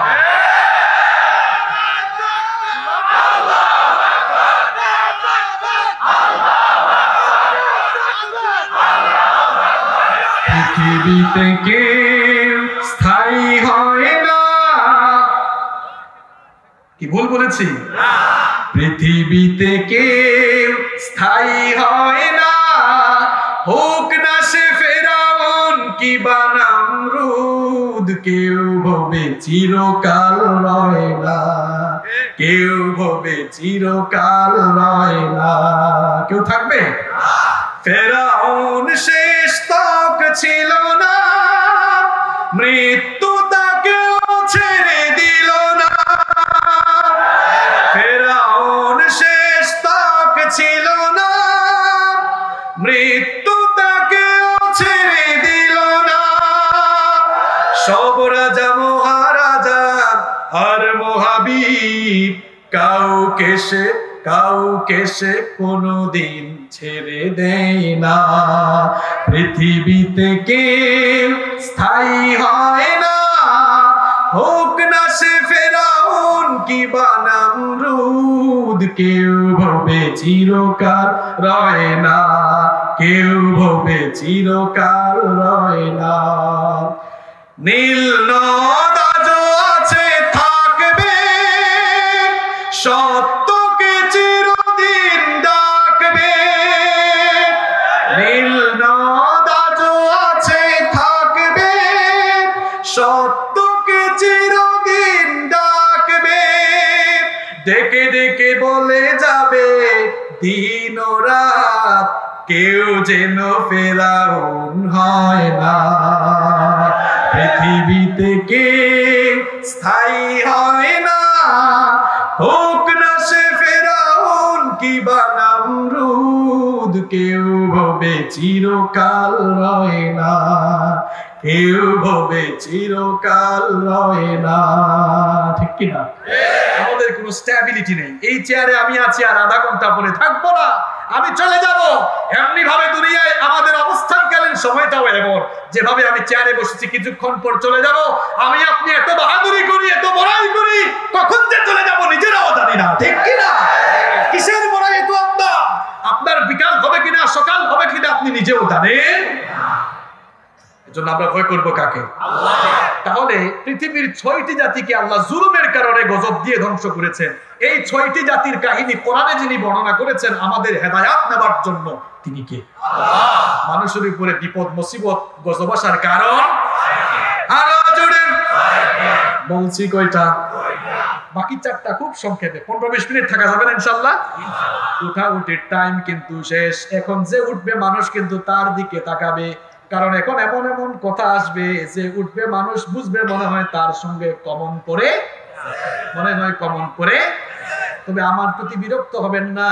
যদি বিরক্ত হওয়ার এতই খায়েশ জাগে আল্লাহ আর রাসূলের উপরে আপনি বিরক্ত হন, কারণ একটা কথা মোল্লার না, সব আল্লাহর আর মুহাম্মাদুর রাসূলুল্লাহ সাল্লাল্লাহু। 3 নাম্বার মানুষের উপরে বিপদ আসে কারণ মানুষ নিজের হাতেই বিপদ ডেকে আনে। রব্বুল আলামিন বলেছেন ওয়ামা আসাবাকুম মিন মুসিবাতিন ফাবিমা কাসাবাত আইদিকুম ওয়া ইয়াফু আন কাসীর। কোরআনুল কারীমের 42 নম্বর সূরা সূরাতুশ শুরা এর 30 নম্বর আয়াতে রব্বুল আলামিন বললেন তোমাদের উপরে যত বিপদ মুসিবত গজব আসে এগুলো আমি এমনি দেই না, গুনাহ করে পাপ করে করে নিজেই কামাই করে তোমরা নিজেদের উপরে গজব নিয়ে আসো। কথাটা কার? দেখেন নবীজির হাদিসগুলো শুনেন। ইবনে মাজাহ হাদিসটি বর্ণিত হয়েছে عن عبد الله بن عمر رضي الله عنه قال أقبل علينا رسول الله صلى الله عليه وسلم। আব্দুল্লাহ ইবনে উমর রাদিয়াল্লাহু আনহু হাদিসটি বর্ণনা করেছেন। তিনি বলেছেন নবীজি আমাদের সামনে আসলেন, আমাদের সামনে অগ্রসর হয়ে নবীজি বললেন ইয়া মাশারাল মুহাজিরিন, হে মুহাজির লোকেরা শোনো, খামসুন ইদাব তুরিতুম বিগিন্না, 5টি বিষয়ে তোমরা পরীক্ষার সম্মুখীন হতে পারো। জোরে কোন কয়টি? এই 5টি কাজ যখনই করবা গজব দিয়ে দিবেন কে? 1 নম্বরে নবীজি বললেন যখন কোন জাতি আমার উম্মতের মধ্যে কোন জাতি যখন কোন সমাজের লোকেরা যখন অশ্লীলতায় যৌনতায় গা ভাসিয়ে দিবে সেই সমাজে সেই দেশে আল্লাহ এমন এমন রূপ দিবেন যা তাদের পূর্বপুরুষদের সময়ে কখনো ছিল। আজ থেকে 200 বছর আগে পৃথিবীতে এইডস ছিল। দেখেন নতুন করে এইডস এসেছে কয়েক বছর আগে, কারণ আমরা যখন অশ্লীলতায় যৌনতায় গা ভাসিয়ে দিলাম এইডস নামক গজব দিয়েছেন কে? আল্লাহ। এরপরে দেখেন আমরা যখন আল্লাহর ফরজ বিধান পর্দা ভুলে গেলাম 1.5 বছর ধরে আল্লাহ এমন একটি গজব চালাচ্ছে, এই গজবটার নাম হলো করোনা। এখন পুরুষ হোক নারী হোক সবাই মাস্ক পরে কি পরে না? কথা বলেন পরে কি পরে না? করোনা ভাইরাস থেকে বাঁচার জন্য মাস্ক পরতে পারেন, আরে আল্লাহর জাহান্নামের আযাব থেকে বাঁচার জন্য কি আপনি নিকাব পরতে পারেন না? সমাজে এরকম বহু রোগ আছে, এগুলো 200 বছর আগে ছিল না। নবীজির একটা কথা মিথ্যা হতে পারে না, পারে না, পারে। আমার আপনার কথা মিথ্যা হতে পারে, নবীজির কথা কখনো মিথ্যা হতে পারে না। 1 নম্বর নবীজি বললেন যখন যৌনতায় অশ্লীলতায় গা ভাসিয়ে দিবা এমন এমন রোগ আসবে বিজ্ঞানীরাও ভেরিয়েন্ট আবিষ্কার করতে পারবে না, লক্ষণ আবিষ্কার করতে পারবে না। গজবগুলো আসবে কার তরফ থেকে? 2 নম্বর নবীজি বললেন ব্যবসা করতে গিয়ে যখন ওজনে কম দিবা, ব্যবসা করতে গিয়ে যখন তোমরা ওজনে কম দিবা তখন তোমাদের উপরে জালেম শাসক নসিব করে দিবেন কে? আল্লাহ। 3 নাম্বার যখন তোমরা যাকাত দিবা না, যাকাতকে জরিমানার মতো মনে করবা, আসমান থেকে বৃষ্টি নাজিল বন্ধ করে দিবেন কে? আল্লাহ। বৃষ্টি দেওয়ার মালিক আপনি আমি না, আল্লাহ। বৃষ্টি এখন আগের চেয়ে কমেছে না বেড়েছে? কারণ যাকাত আমরা বন্ধ করে দিয়েছি। এরপরে 4 নম্বর নবীজি বলেছেন যখন লোকেরা আল্লাহ এবং রাসূলের বিরুদ্ধাচরণ শুরু করবে, আল্লাহ এবং রাসূলের সঙ্গে অঙ্গীকার ভঙ্গ করবে, তখন আল্লাহ তাআলা তাদের উপরে গজব দান করবেন। 5 নাম্বার হচ্ছে লোকেরা যখন, আমি সময়ের অভাবে কিন্তু আরবি টেক্সট যেটাকে হাদিসের ভাষা আরবি যেটা আছে হাদিসের মূল কথাকে মতন বলা হয়, আরবি টেক্সটটা বলছি না, কিন্তু 5 নাম্বারটা আরবি টেক্সটও বলছি, কারণ লোকেরা মনে করতে পারে হুজুর বানায় বানায় বলে নাকি। আল্লাহর কসম কোরআনের মাহফিলে আমরা বানিয়ে কথা বলি না, আমরা মানুষদেরকে আল্লাহ আর রাসূলের দিকে আহ্বান করি। এবার দেখেন নবীজি বলছেন 5 নাম্বার হলো ওয়ামা লাম তাহকুম আইম্মাতুহুম বিকিতাবিল্লাহি ওয়া ইয়াতাখায়্যারু মিম্মা আনজালাল্লাহু ইল্লা জাআলাল্লাহু বা'সাহুম বাইনাহুম। নবীজি বলেছেন যখন লোকেরা আল্লাহর কিতাবের আইন বর্জন করে নিজেদের বানানো আইন দিয়ে বিচার ফয়সালা শুরু করবে, তখন সেই সমাজে সন্ত্রাস, ফিতনা, ফাসাদ যতই তারা কমানোর চেষ্টা করবে ততই আরো বাড়তে থাকবে। আমার পুলিশের ভাইরা এই দেশে শৃঙ্খলা রক্ষার জন্য এত কষ্ট করেন, তাদের অবদান আমরা বলতে পারবো? এত ব্যস্ততার মধ্যে মাহফিলের গ্যাদারিং, এই মাহফিলটা যেন সুন্দর হয়, আমাদের পুলিশের ভাইরা সহযোগিতা করছে, ঠিক কিনা? মাদক নির্মূলের জন্য আমার পুলিশের ভাইরা, র্যাবের ভাইরা কাজ করছেন, প্রশাসনের ভাইরা কাজ করছেন। আমাদের মাননীয় প্রধানমন্ত্রী তিনিও সন্ত্রাসের বিরুদ্ধে জিরো টলারেন্স আছে না নাই? সরকার এত কষ্ট করছেন, প্রশাসনও কষ্ট করছেন, কিন্তু যদি আল্লাহর কিতাব দিয়ে আমরা বিচার ফয়সালা শুরু করে দেই তাহলে দেখবেন এই সন্ত্রাসবাদ সবকিছু নির্মূল হয়ে যাবে। কার রহমতে? দেখেন আল্লাহর বিধান যেখানে আছে সেখানে শান্তি কম না বেশি? সৌদি আরবে আল্লাহর আইন কোরআন পুরোটা আছে না নাই? পুরোটা কে বলছে আপনাকে আছে? পুরোটা নাই, অল্প আছে। কিন্তু অল্প যেটুকু আছে সেটুকুতেই শান্তি আছে না নাই? শান্তি আছে। সেই দেশে চুরি চামারি কম না বেশি? ধর্ষণ কম না বেশি? আমার দেশে মাঝে মাঝে কিছু লোক চুরি চামারি করতেছে, ধর্ষণ করতেছে, আছে না নাই? আমি চ্যালেঞ্জ করছি, একটা চুরির বিচার আপনি আল্লাহর কোরআন দিয়ে করে দেখেন। দেশে যতগুলো শাস্ত্র চোর আর চামার রয়েছে, একটা বিচার দেখে তারের মতো সুদা হয়ে যাবে। একটা ধর্ষণের বিচার কোরআনের আইন দিয়ে করে দেখেন, দেশে যতগুলো লুচ্চা বদমাশ রয়েছে তারের মতো সুদা হয়ে যাবে। ধর্ষণ বন্ধ হোক, এটা আমরা চাই কি চাই না? দেখা যায় চোর চুরি করে জেলখানায় ঢুকে জেল থেকে জামিন পেয়ে বের হয়ে প্রমোশন নিয়ে ডাকাত হয়, আছে না নাই? ইন্ডিপেন্ডেন্ট টেলিভিশনে গত সপ্তাহে দেখলাম 2003 সালে এক মডেল মারা গিয়েছে, 21 সালেও মামলার রায় হয়। আল্লাহর কিতাব দিয়ে আপনি ফয়সালা করে দেখেন, ধর্ষক যখনই ধর্ষণ করবে ধর্ষণের বিচার কোরআন দিয়ে করে দেখেন, যতগুলো লুচ্চা বদমাশ রয়েছে একটা বিচার দেখেই জনমের মতো সোজা হয়ে যাবে। এজন্য নবীজি বলেছেন, যখন আল্লাহর কিতাবের আইন বাদ দিবে দেশের মধ্যে সন্ত্রাসবাদ বাড়বে না কমবে? রাহাজানি বিশৃঙ্খলা বাড়বে না কমবে? আপনি নবীজির কথাগুলো নিজে নিজে মিলায় দেখবেন, নবীজির কথা সত্য নাকি মিথ্যা? আরো জোরে বলে। এরপরে নবীজি বলেছেন আরো কিছু কাজ আছে, যেই কাজগুলো আমার উম্মত করলে তাদের উপরে গজব আসবে, দুঃখ মুসিবত আসবে। এক নম্বরে নবীজি বললেন, ইদা কানাল মাগনামু দুলা, যখন লোকেরা রাষ্ট্রের সম্পদকে নিজের সম্পদ মনে করে ভোগ করবে, আছে না নাই? রাষ্ট্রের সম্পদ, জনগণের সম্পদকে যখন নিজের মনে করে ভোগ করা শুরু হয়ে যাবে, এগুলো কিয়ামতের আলামতগুলোর মধ্যে অন্যতম আলামত। আরে দেখেন ওমর ইবনুল খাত্তাব রাদিয়াল্লাহু আনহু, তিনি কি ছোটখাটো কোনো ভূখণ্ডের শাসনকর্তা ছিলেন নাকি অর্ধ পৃথিবীর শাসনকর্তা ছিলেন? আরো জোরে বলে। অর্ধ পৃথিবীর শাসনকর্তা। একটা ঘটনা মনে পড়েছে, বলবো। একদিন তিনি মোমবাতির আলো জ্বালিয়ে ঘরের ভেতর কাজ করছেন। বলেন তো সেই যুগে কি এমন ইলেকট্রিক্যাল লাইট ছিল নাকি? আরো জোরে। সেই যুগে এমন ইলেকট্রিক্যাল লাইট ছিল না। মোমবাতি জ্বালিয়ে ঘরের ভেতরে কাজ করছেন। এমন সময় তার কিছু রিলেটিভ, আত্মীয় স্বজন দরজায় এসে নক করলেন, বললেন ভেতরে আসবো নাকি? আমিরুল মুমিনিন ওমর ইবনুল খাত্তাব রাদিয়াল্লাহু আনহু তাদেরকে বললেন, দরজায় দাঁড়িয়ে থাকো, ভেতরে আসবা না। এদেরকে দরজায় দাঁড়িয়ে রেখে এবার তিনি সামনে থাকা মোমবাতির আগুনে ফু দিয়ে আগুনটা নিভিয়ে দিলেন। নতুন আরেকটি মোমবাতিতে আগুন ধরালেন। এরপরে বললেন, এবার তোমরা ভেতরে আসো। এরা ভেতরে ঢোকার পর কিউরিসিটি, কৌতূহল চেপে রাখতে না পেরে জিজ্ঞেস করলো, আমিরুল মুমিনিন আপনার সামনেই তো মোমবাতিতে আগুন ছিল, নতুন আরেকটি মোমবাতিতে আগুন ধরালেন কেন? ওমর ইবনুল খাত্তাব রাদিয়াল্লাহু আনহু তখন বললেন, তোমরা আসার আগে আমি রাষ্ট্রের টাকায়, জনগণের টাকায় কেনা মোমবাতির আগুন জ্বালিয়ে রাষ্ট্রের কাজ, জনগণের কাজ করছিলাম। চিন্তা করলাম তোমরা আমার আত্মীয় স্বজন এসেছো আমার সঙ্গে ব্যক্তিগত কথা বলার জন্য। চিন্তা করে দেখলাম রাষ্ট্রের টাকায়, জনগণের টাকায় কেনা মোমবাতির আলো জ্বালিয়ে ব্যক্তিগত কথা বললে রাষ্ট্রের, জনগণের আমানতের খেয়ানত নষ্ট হবে, আল্লাহর কাছে জবাব দিতে হবে। এই ভয়ে আমি রাষ্ট্রের টাকায়, জনগণের টাকায় কেনা মোমবাতির আগুন ফু দিয়ে নিভিয়ে দিয়ে নিজের টাকায় কেনা মোমবাতির আলো জ্বালিয়ে তোমাদের সঙ্গে কথা বলছি। আল্লাহু আকবার, আল্লাহু আকবার। এইরকম রাষ্ট্রের সম্পদগুলোকে যদি কর্তা ব্যক্তিরা আমানত হিসাবে গ্রহণ করে, সাসরামি, চুরি চামারি যদি বন্ধ করে দেন, আসমান জমিন থেকে বরকতের বাড়িধারা যিনি নাজিল করবেন তিনি কে? কিন্তু আমার দেশের শেষরা কিছু সুর আর চামার আছে, খাটের নিচে আমরা জুতা রাখি আর এরা খাটের নিচে জনগণের তেল লুকায়া রাখে। এই জন্য উন্নতি নাই। এই শেষরামি চুরি চামারি যতদিন বন্ধ হবে না সমাজে কোনো শান্তি আসবে না। কিন্তু আলহামদুলিল্লাহ আমাদের প্রধানমন্ত্রী পেয়েছি আমরা অনেক ভালো। তিনি সব সময় সন্ত্রাসের বিরুদ্ধে, দুর্নীতির বিরুদ্ধে। তিনি তো তার নিজের দলের লোককেও ছাড় দেন নাই, আলহামদুলিল্লাহ। তিনি নিজের দলের লোককে পর্যন্ত ছাড় দেন নাই দুর্নীতির বিরুদ্ধে।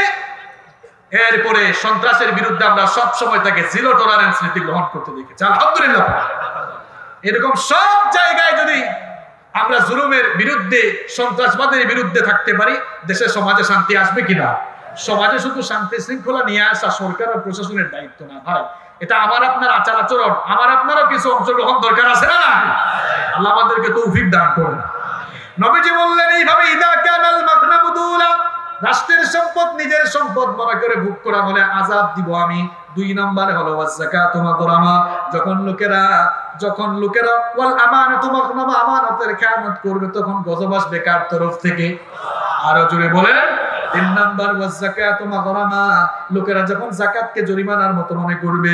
4 নাম্বার ওয়া আতাআর রাজুলু যাওজাতুহু ওয়া আত্তা উম্মাহু, লোকেরা যখন মায়ের আনুগত্য বাদ দিয়ে স্ত্রীর বেশি বেশি কথা শুনবে আর মাকে গালিগালাজ করবে, গজব দিবেন কে? আল্লাহ। বউয়ের কথা বেশি শুনে মাকে দেখতে পারে না, এরকম মানুষ গাজীপুরে নাই? এরা কি ভালো সন্তান নাকি সুসন্তান না কুসন্তান? আল্লাহ হেদায়েত দান করুন। এরপরে নবীজি আরো কয়েকটি কথা বললেন। তিনি বললেন, ওয়াকানা সাইবুল কওমি আরদালুহুম, যখন নিকৃষ্ট লোকেরা সমাজের নেতৃত্ব গ্রহণ করবে, এগুলো কিয়ামতের একদিকে আলামত, অন্যদিকে এগুলো গজব আসার আলামত। গজব আসার, নিকৃষ্ট লোকেরা দায়িত্ব গ্রহণ করে ফেলবে। আপনার গাজীপুরে যে মসজিদগুলো রয়েছে, একজন ইমাম সাহেব নিয়োগ করবেন তেলাওয়াত সহিনা, তাকে কি আপনারা ইমাম হিসাবে রাখবেন কিনা? আরো জোরে। ক্ষুধা লাগছে, ক্লান্ত, তাহলে বলেন তেলাওয়াত অশুদ্ধ এমন লোককে ইমাম বানাবেন কিনা? লোকটার বউ পর্দা করে না, তাকে ইমাম হিসাবে রাখবেন কিনা?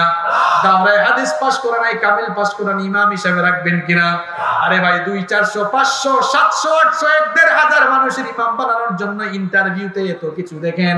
আর যখন আপনি আপনার সমাজের জন্য একজন ইমাম বানান, সেই সমাজের ইমামটা শেষরা চোর চামার কিনা, মাদক সন্ত্রাসের সাথে লিপ্ত কিনা, এটা আপনি দেখেন না বলে জাতির ঘাট থেকে দুঃখ দুর্দশার বোঝা কমতেছে না। এই জন্য নবীজি বলেছেন এই কাজ করলে গজব আসবে। এরপরে নবীজি বললেন, ওয়া উকরিমার রাজুলু মাখাফাতা শাররিহি, লোকেরা যখন প্রভাবশালী লোকদেরকে ভয় করে চুপচাপ থাকবে, হক কথা বলবে না, তখন গজব আসবে কার তরফ থেকে? আল্লাহ। আর এখন অনেকেই আছে ভয় পেয়ে হক কথাগুলো বলে না, আছে না নাই? ইমাম সাহেব মসজিদের মিম্বরে বসে সুদের বিরুদ্ধে ওয়াজ করতে পারে না, কারণ সভাপতি সুদখোর। সুদের বিরুদ্ধে বললে সভাপতি কাশি দেয়। সভাপতি বুঝায়, হুজুর হুজুর আমার বিরুদ্ধে আসতেছে, এটা বাদ দেন, এই টপিক বাদ। ইমাম সাহেব বেচারা চাকরি বাঁচানোর জন্য এবার ঘুষের বিরুদ্ধে ওয়াজ শুরু করেছে, এবার সেক্রেটারির কাশি। হুজুর বুঝতে পেরেছে এইটাও কমন পড়ছে। এবার হুজুর যখন মাদকের বিরুদ্ধে ওয়াজ শুরু করেছে, ক্যাশিয়ার বলে হুজুর দেখে হায় হায়, এটাও কমন। এইরকম ইমাম আর খতিব যারা আছেন, সভাপতি সেক্রেটারি ক্যাশিয়ারকে ভয় করে যারা হক কথা বলতে পারে না, ইমামতি মসজিদের মিম্বর ছেড়ে দিয়ে গিয়ে মাটি কেটে ভাত খায়। মাটি কেটে ভাত খান আপনি। মিম্বরে বসলে কোরআন সুন্নাহ আল্লাহ আল্লাহর রাসূলের কথা বলতেই হবে। এতে করে সুদের বিরুদ্ধে, ঘুষের বিরুদ্ধে আবু জেহেল আর ফেরাউনের কিচ্ছা শোনালে কারো যদি ভালো না লাগে, বুঝতে হবে শরীরের মধ্যে ফেরাউন বা আবু জেহেলের রক্তের ভাইরাস আছে। মানে তার এত খারাপ লাগে কেন, ঠিক কিনা? আমরা সবাই একজনকে ভয় করি, তিনি কে? আমরা একজনকে অনুসরণ করি, তিনি মুহাম্মদ সাল্লাল্লাহু আলাইহি ওয়াসাল্লাম। এরপরে আসেন আমরা 3 নম্বর পয়েন্ট বললাম, মানুষের উপরে গজব আসে। এগুলো মানুষ 2 হাতে কামাই করে পাপের সাগরে যখন ভেসে যায়, গজব দেন কে? আল্লাহ। 4 নাম্বার, মাঝে মাঝে আল্লাহ ভালো মানুষগুলোর উপরেও বিপদ দেন, মুসিবত দেন। অনেক সময় আমরা হুজুরদেরকে দেখি বিপদে পড়ছে, তলে তলে মনে হয় কাম করছে, বলে এমন বিপদে কেমনে পড়ছে। আরে ভাই, আপনি এমন মানুষ, আউযুবিল্লাহ বিসমিল্লাহ শুদ্ধ নাই তো, এই জন্য অবস্থা। আপনি কি আল্লাহর কালামটা পড়ে দেখেন নাই? আপনি কি সূরা আনকাবুতটা কোনোদিন খুলেন নাই? সূরা আনকাবুতের শুরুতেই তো আল্লাহ বলেছেন, যারা আমাকে সবচেয়ে বেশি ভয় করে, যারা যে যত বেশি ঈমানদার তার জীবনে পরীক্ষাও তত কম না বেশি। আমি আপনাকে সূরা নাম্বার আয়াত নাম্বার বলি, বাড়িতে গিয়ে বাংলা অনুবাদটা অন্তত খুলে দেখিয়েন। কোরআনুল কারীমের 49 নম্বর সূরা, সূরাতুল আনকাবুতের 2 নম্বর আয়াত খুলে দেখবেন। আল্লাহ তাআলা বলেছেন, আহাসিবান নাসু আইয়ুতরাকু আইয়াকুলু আমান্না ওয়া হুম লা ইফতানুন। আল্লাহ তাআলা বলেছেন, ঈমানদাররা ঈমান এনেছে, এতটুকু কথা বললেই কি আমি তাদেরকে ছেড়ে দিব নাকি? ওয়া হুম লা ইফতানুন, তারা কি ভেবেছে আমি তাদেরকে পরীক্ষা করব না? কখনো নয়, অবশ্যই আমি তাদেরকে পরীক্ষা করব। ওয়ালাকাদ ফাতান্নাল্লাযীনা মিন ক্বাবলিহিম ফালায়া'লামান্নাল্লাহুল্লাযীনা আমানু ওয়া লায়া'লামান্নাল কাযিবিন। আল্লাহ তাআলা বলছেন, অবশ্যই আমি তোমাদেরকে পরীক্ষা করব, যেভাবে তোমাদের পূর্ববর্তীদেরকে পরীক্ষা করেছিলাম, যাতে করে তোমাদের ঈমানের লেভেলটা একটু যাচাই করে নেওয়া যায়। দেখেন, পৃথিবীতে নবীদেরকে আল্লাহ সবচাইতে বেশি পরীক্ষা করেছেন। আমি আপনি আমার আপনার উপরে কি আর পরীক্ষা আসবে? নবীজি বলেছেন, আসাদুন নাসি বালাআন বালাউল আম্বিয়া, সবচাইতে বেশি পরীক্ষা দিয়েছেন আল্লাহর নবীরা। জোরে কোন কারা? আরো জোরে বলেন। সুম্মাল আমসালু ফাল আমসাল, এরপরে আল্লাহর দ্বীন অনুসরণের ক্ষেত্রে যারা বেশি যত অগ্রগামী, তাদের পরীক্ষা তত কম না বেশি। নবীজি বললেন, ফায়ুবতালার রাজুলু আলা হাসাবি দীনি, যার দিনদারিতা যত বেশি তার ঈমানের পরীক্ষাও তত বেশি। আপনি কোরআন পড়েন নাই, সবচেয়ে বেশি নবীরা পরীক্ষা দিয়েছেন। আল্লাহ ইব্রাহিম আলাইহিস সালামের কাহিনী কোরআনে তুলে দিলেন, ওয়া ইযি বিতালা ইব্রাহিম রাব্বুহু বিকালিমাতিন ফাআতাম্মাহুন্না ক্বালা ইন্নী জাঈলুকা লিন-নাসি ইমামা। আল্লাহ তাআলা বলছেন, স্মরণ করো আমার খলিল ইব্রাহিমের কথা। ইব্রাহিম আলাইহিস সালামের কাছ থেকে পরীক্ষা নিয়েছেন কে? মাঝে মাঝে দেখা যায় কুরআনের মুফাসসিরদেরকেও পরীক্ষায় ফেলা হয়, দেখা যায় মাঝে মাঝে বেকায়দায় ফেলা হয়। অনেক বেকুব বলে মনে হয় লোকটা তলে তলে কিছু, তো নবীরা কি তলে তলে কিছু করছেন নাকি? নাউযু বিল্লাহি মিন যালিক। ইব্রাহিম আলাইহিস সালামকে আগুনের পরীক্ষা দিতে হয়েছে। নমরুদ আগুনের কুণ্ডলিতে ফেলেছে, কিন্তু আল্লাহ তাআলা তাকে হেফাজত করেছেন। আগুনের কুণ্ডলীকে নাতিশীতোষ্ণ করে দিয়ে ইব্রাহিম আলাইহিস সালামকে হেফাজত করেছেন কে? এরপরে নমরুদ ইব্রাহিম আলাইহিস সালামকে জেলের ভিতরেও ঢুকিয়েছে। কত নবী যে জেলে ঢুকেছেন। অন্যদিকে মিশরে ইউসুফ আলাইহিস সালামকে 10 বছর জেল খাটানো হয়েছে। আজ দেখবেন অনেক আলেমদেরকে পৃথিবীর বিভিন্ন জায়গায় নানা রকমের অপবাদ দেওয়া হয়।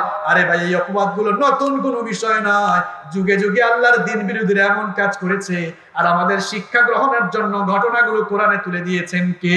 আল্লাহ। ইউসুফ আলাইহিস সালাম যেই ঘরে থাকতেন, সেই ঘরের মহিলা জুলাইখা ইউসুফ আলাইহিস সালামকে কাছে পাওয়ার জন্য ব্যাকুল হয়ে গেল।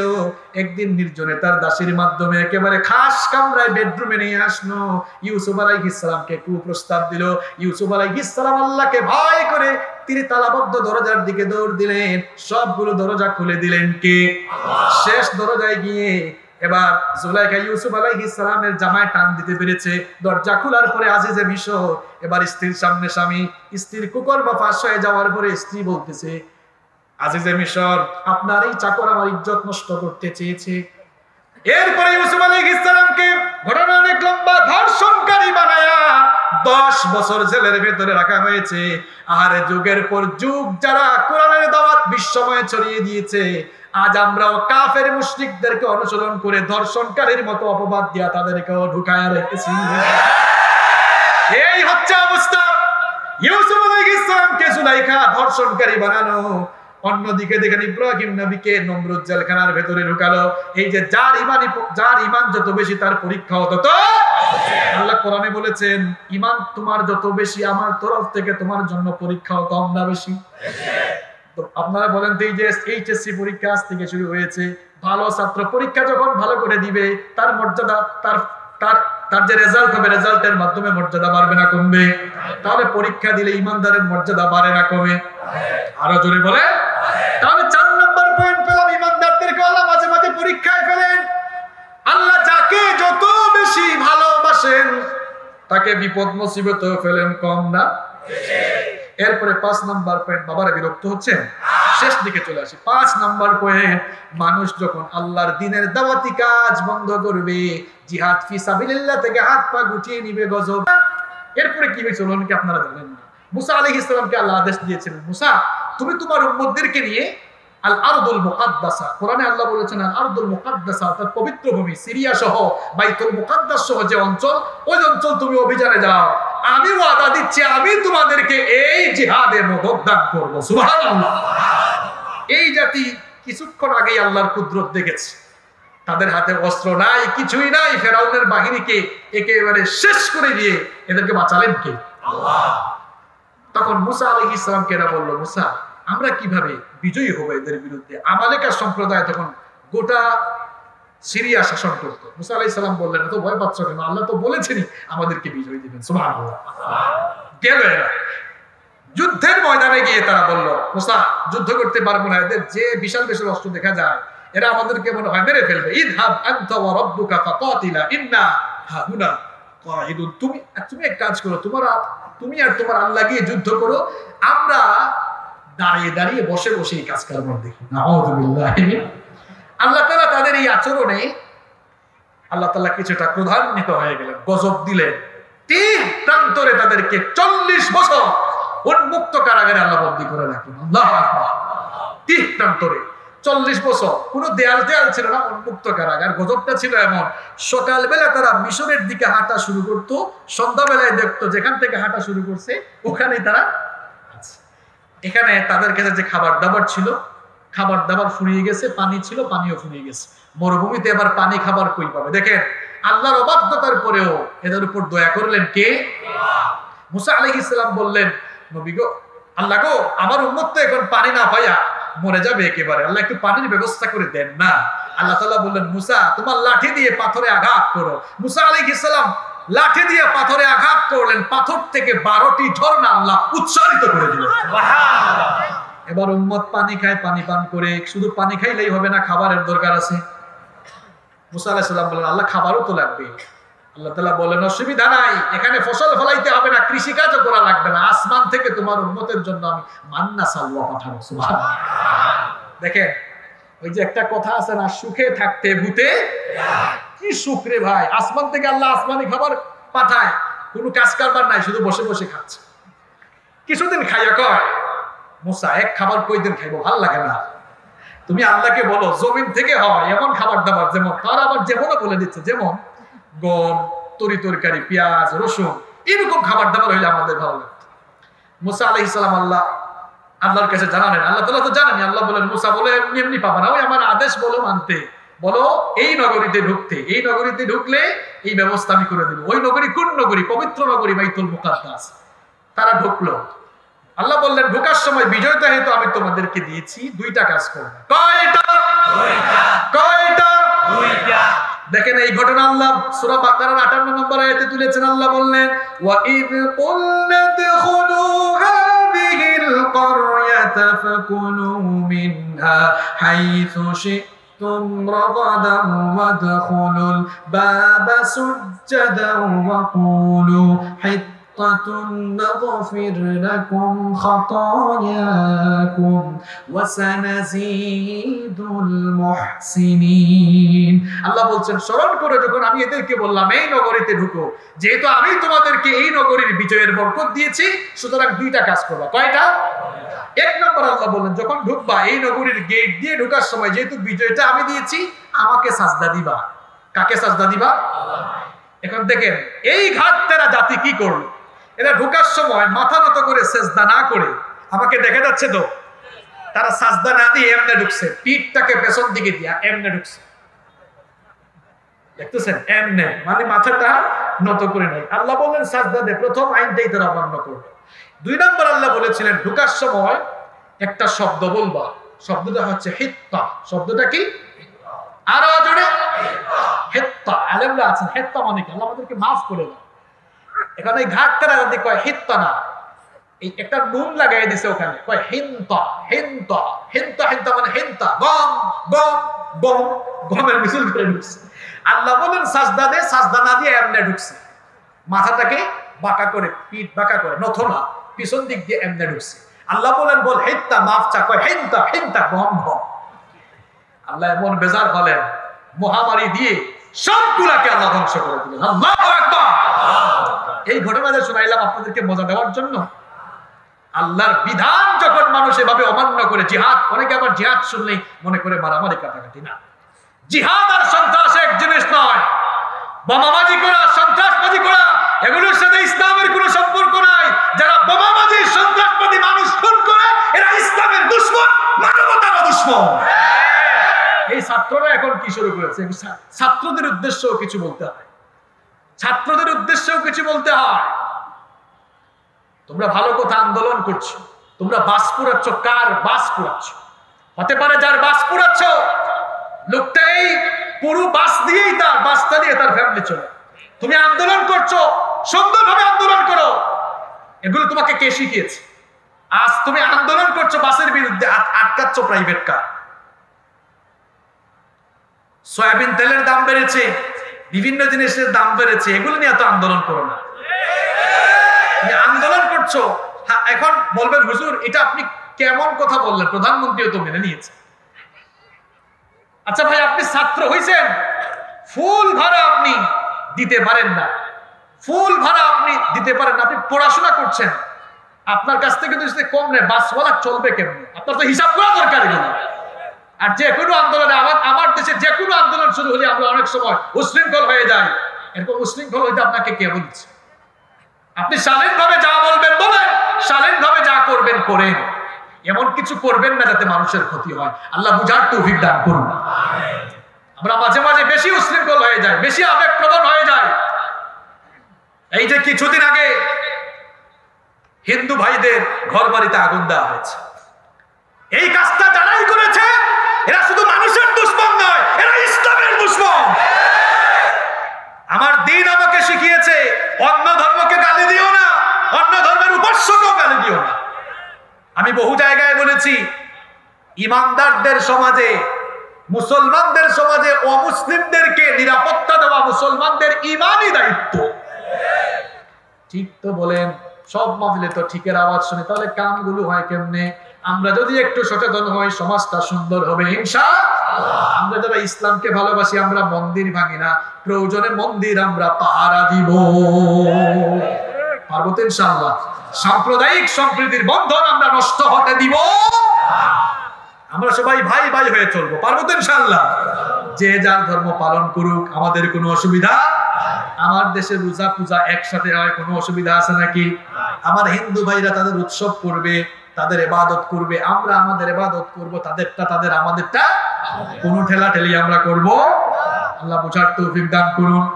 তো বলছিলাম জিহাদ আর সন্ত্রাস এক জিনিস নয়, জিহাদ পবিত্র শব্দ। এই যে আমি বক্তব্য দিচ্ছি, আপনাদেরকে কোরআনের বাণী শোনাচ্ছি, এটাও জিহাদ।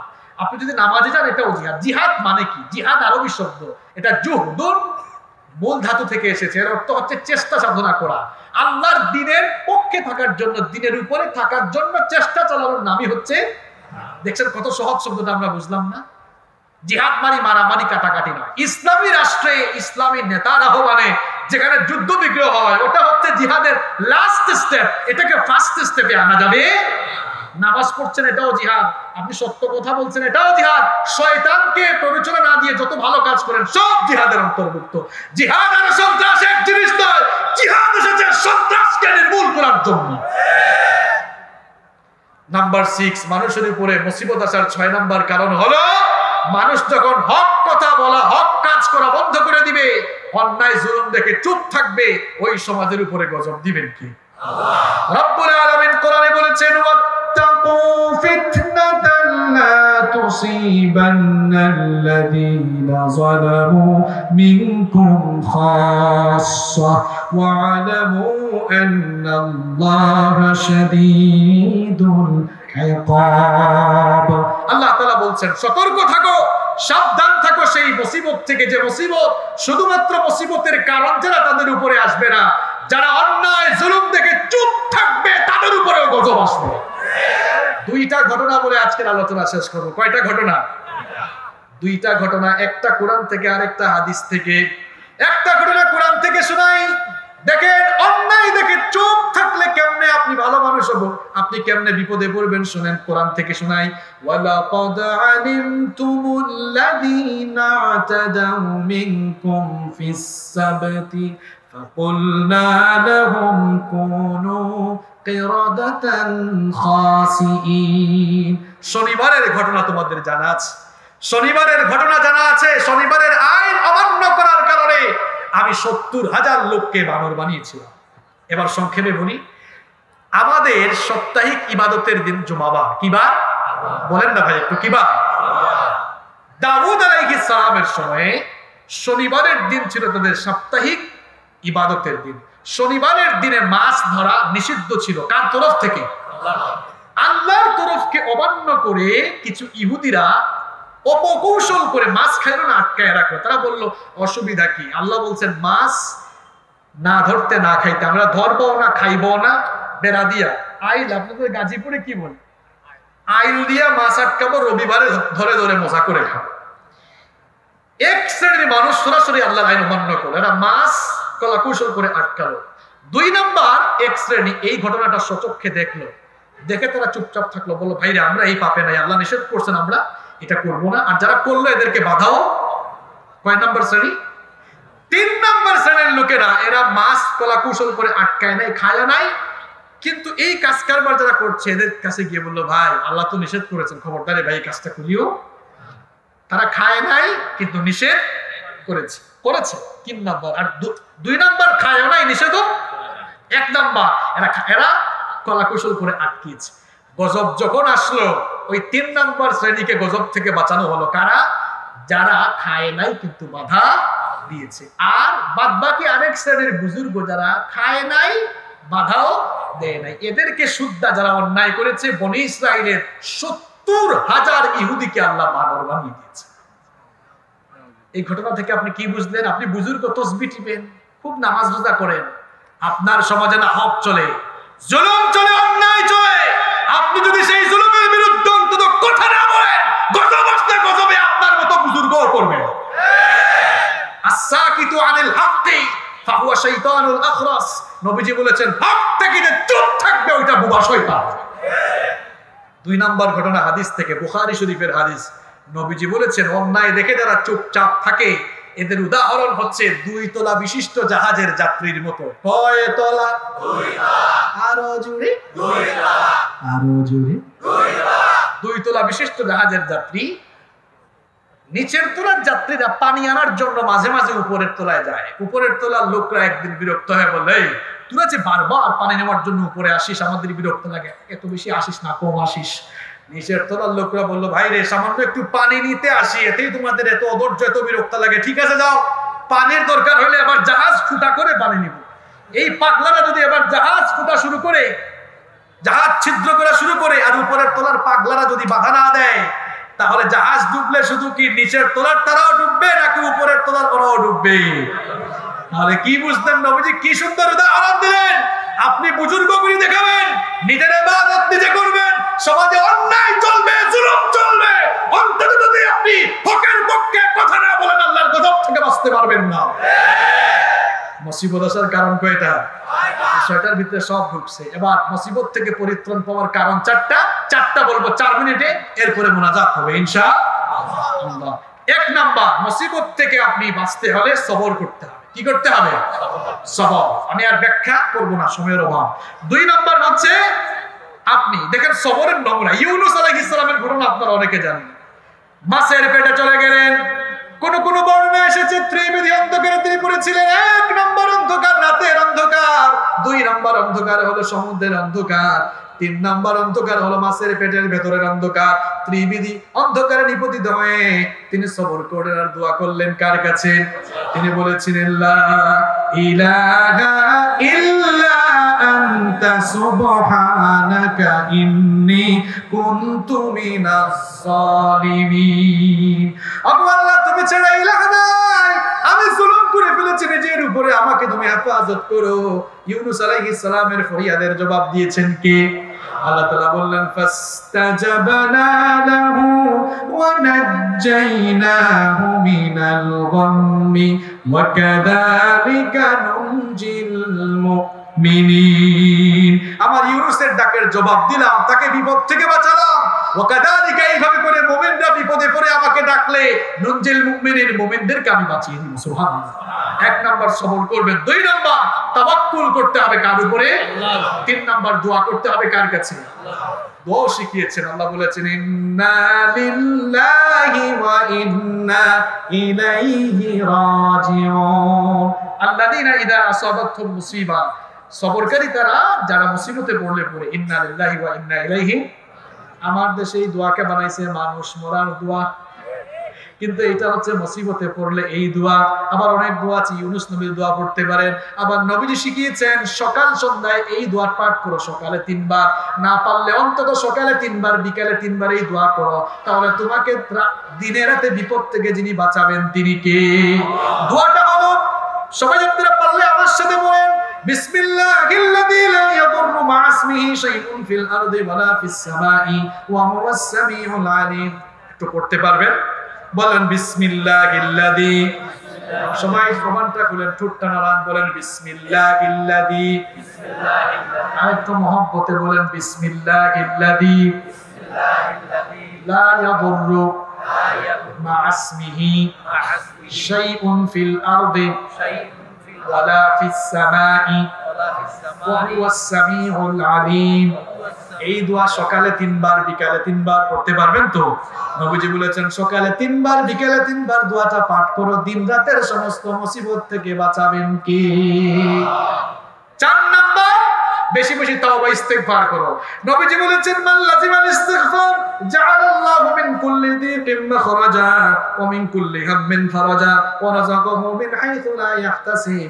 যারা বেশি বেশি তাওবা ইস্তেগফার করে, তাওবা ইস্তেগফারের সাথে লেগে থাকে, আল্লাহ তাদেরকে বিপদ থেকে বাঁচান, সকল টেনশন দূর করে দেন, আর ধারণাতীত জায়গা থেকে আল্লাহ রিজিক দেন। সুবহানাল্লাহ।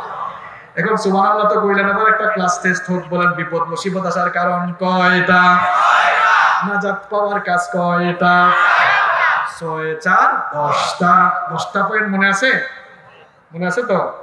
বুঝতে পারলে হবে ইনশাআল্লাহ। আল্লাহ আমাদেরকে আমলের তৌফিক দান করুন। কেউ উঠবেন না ভাইরা, শুনেন, আজকের রাত আপনার শেষ রাত হয়ে যেতে পারে। আমি গুনাহগার হতে পারি,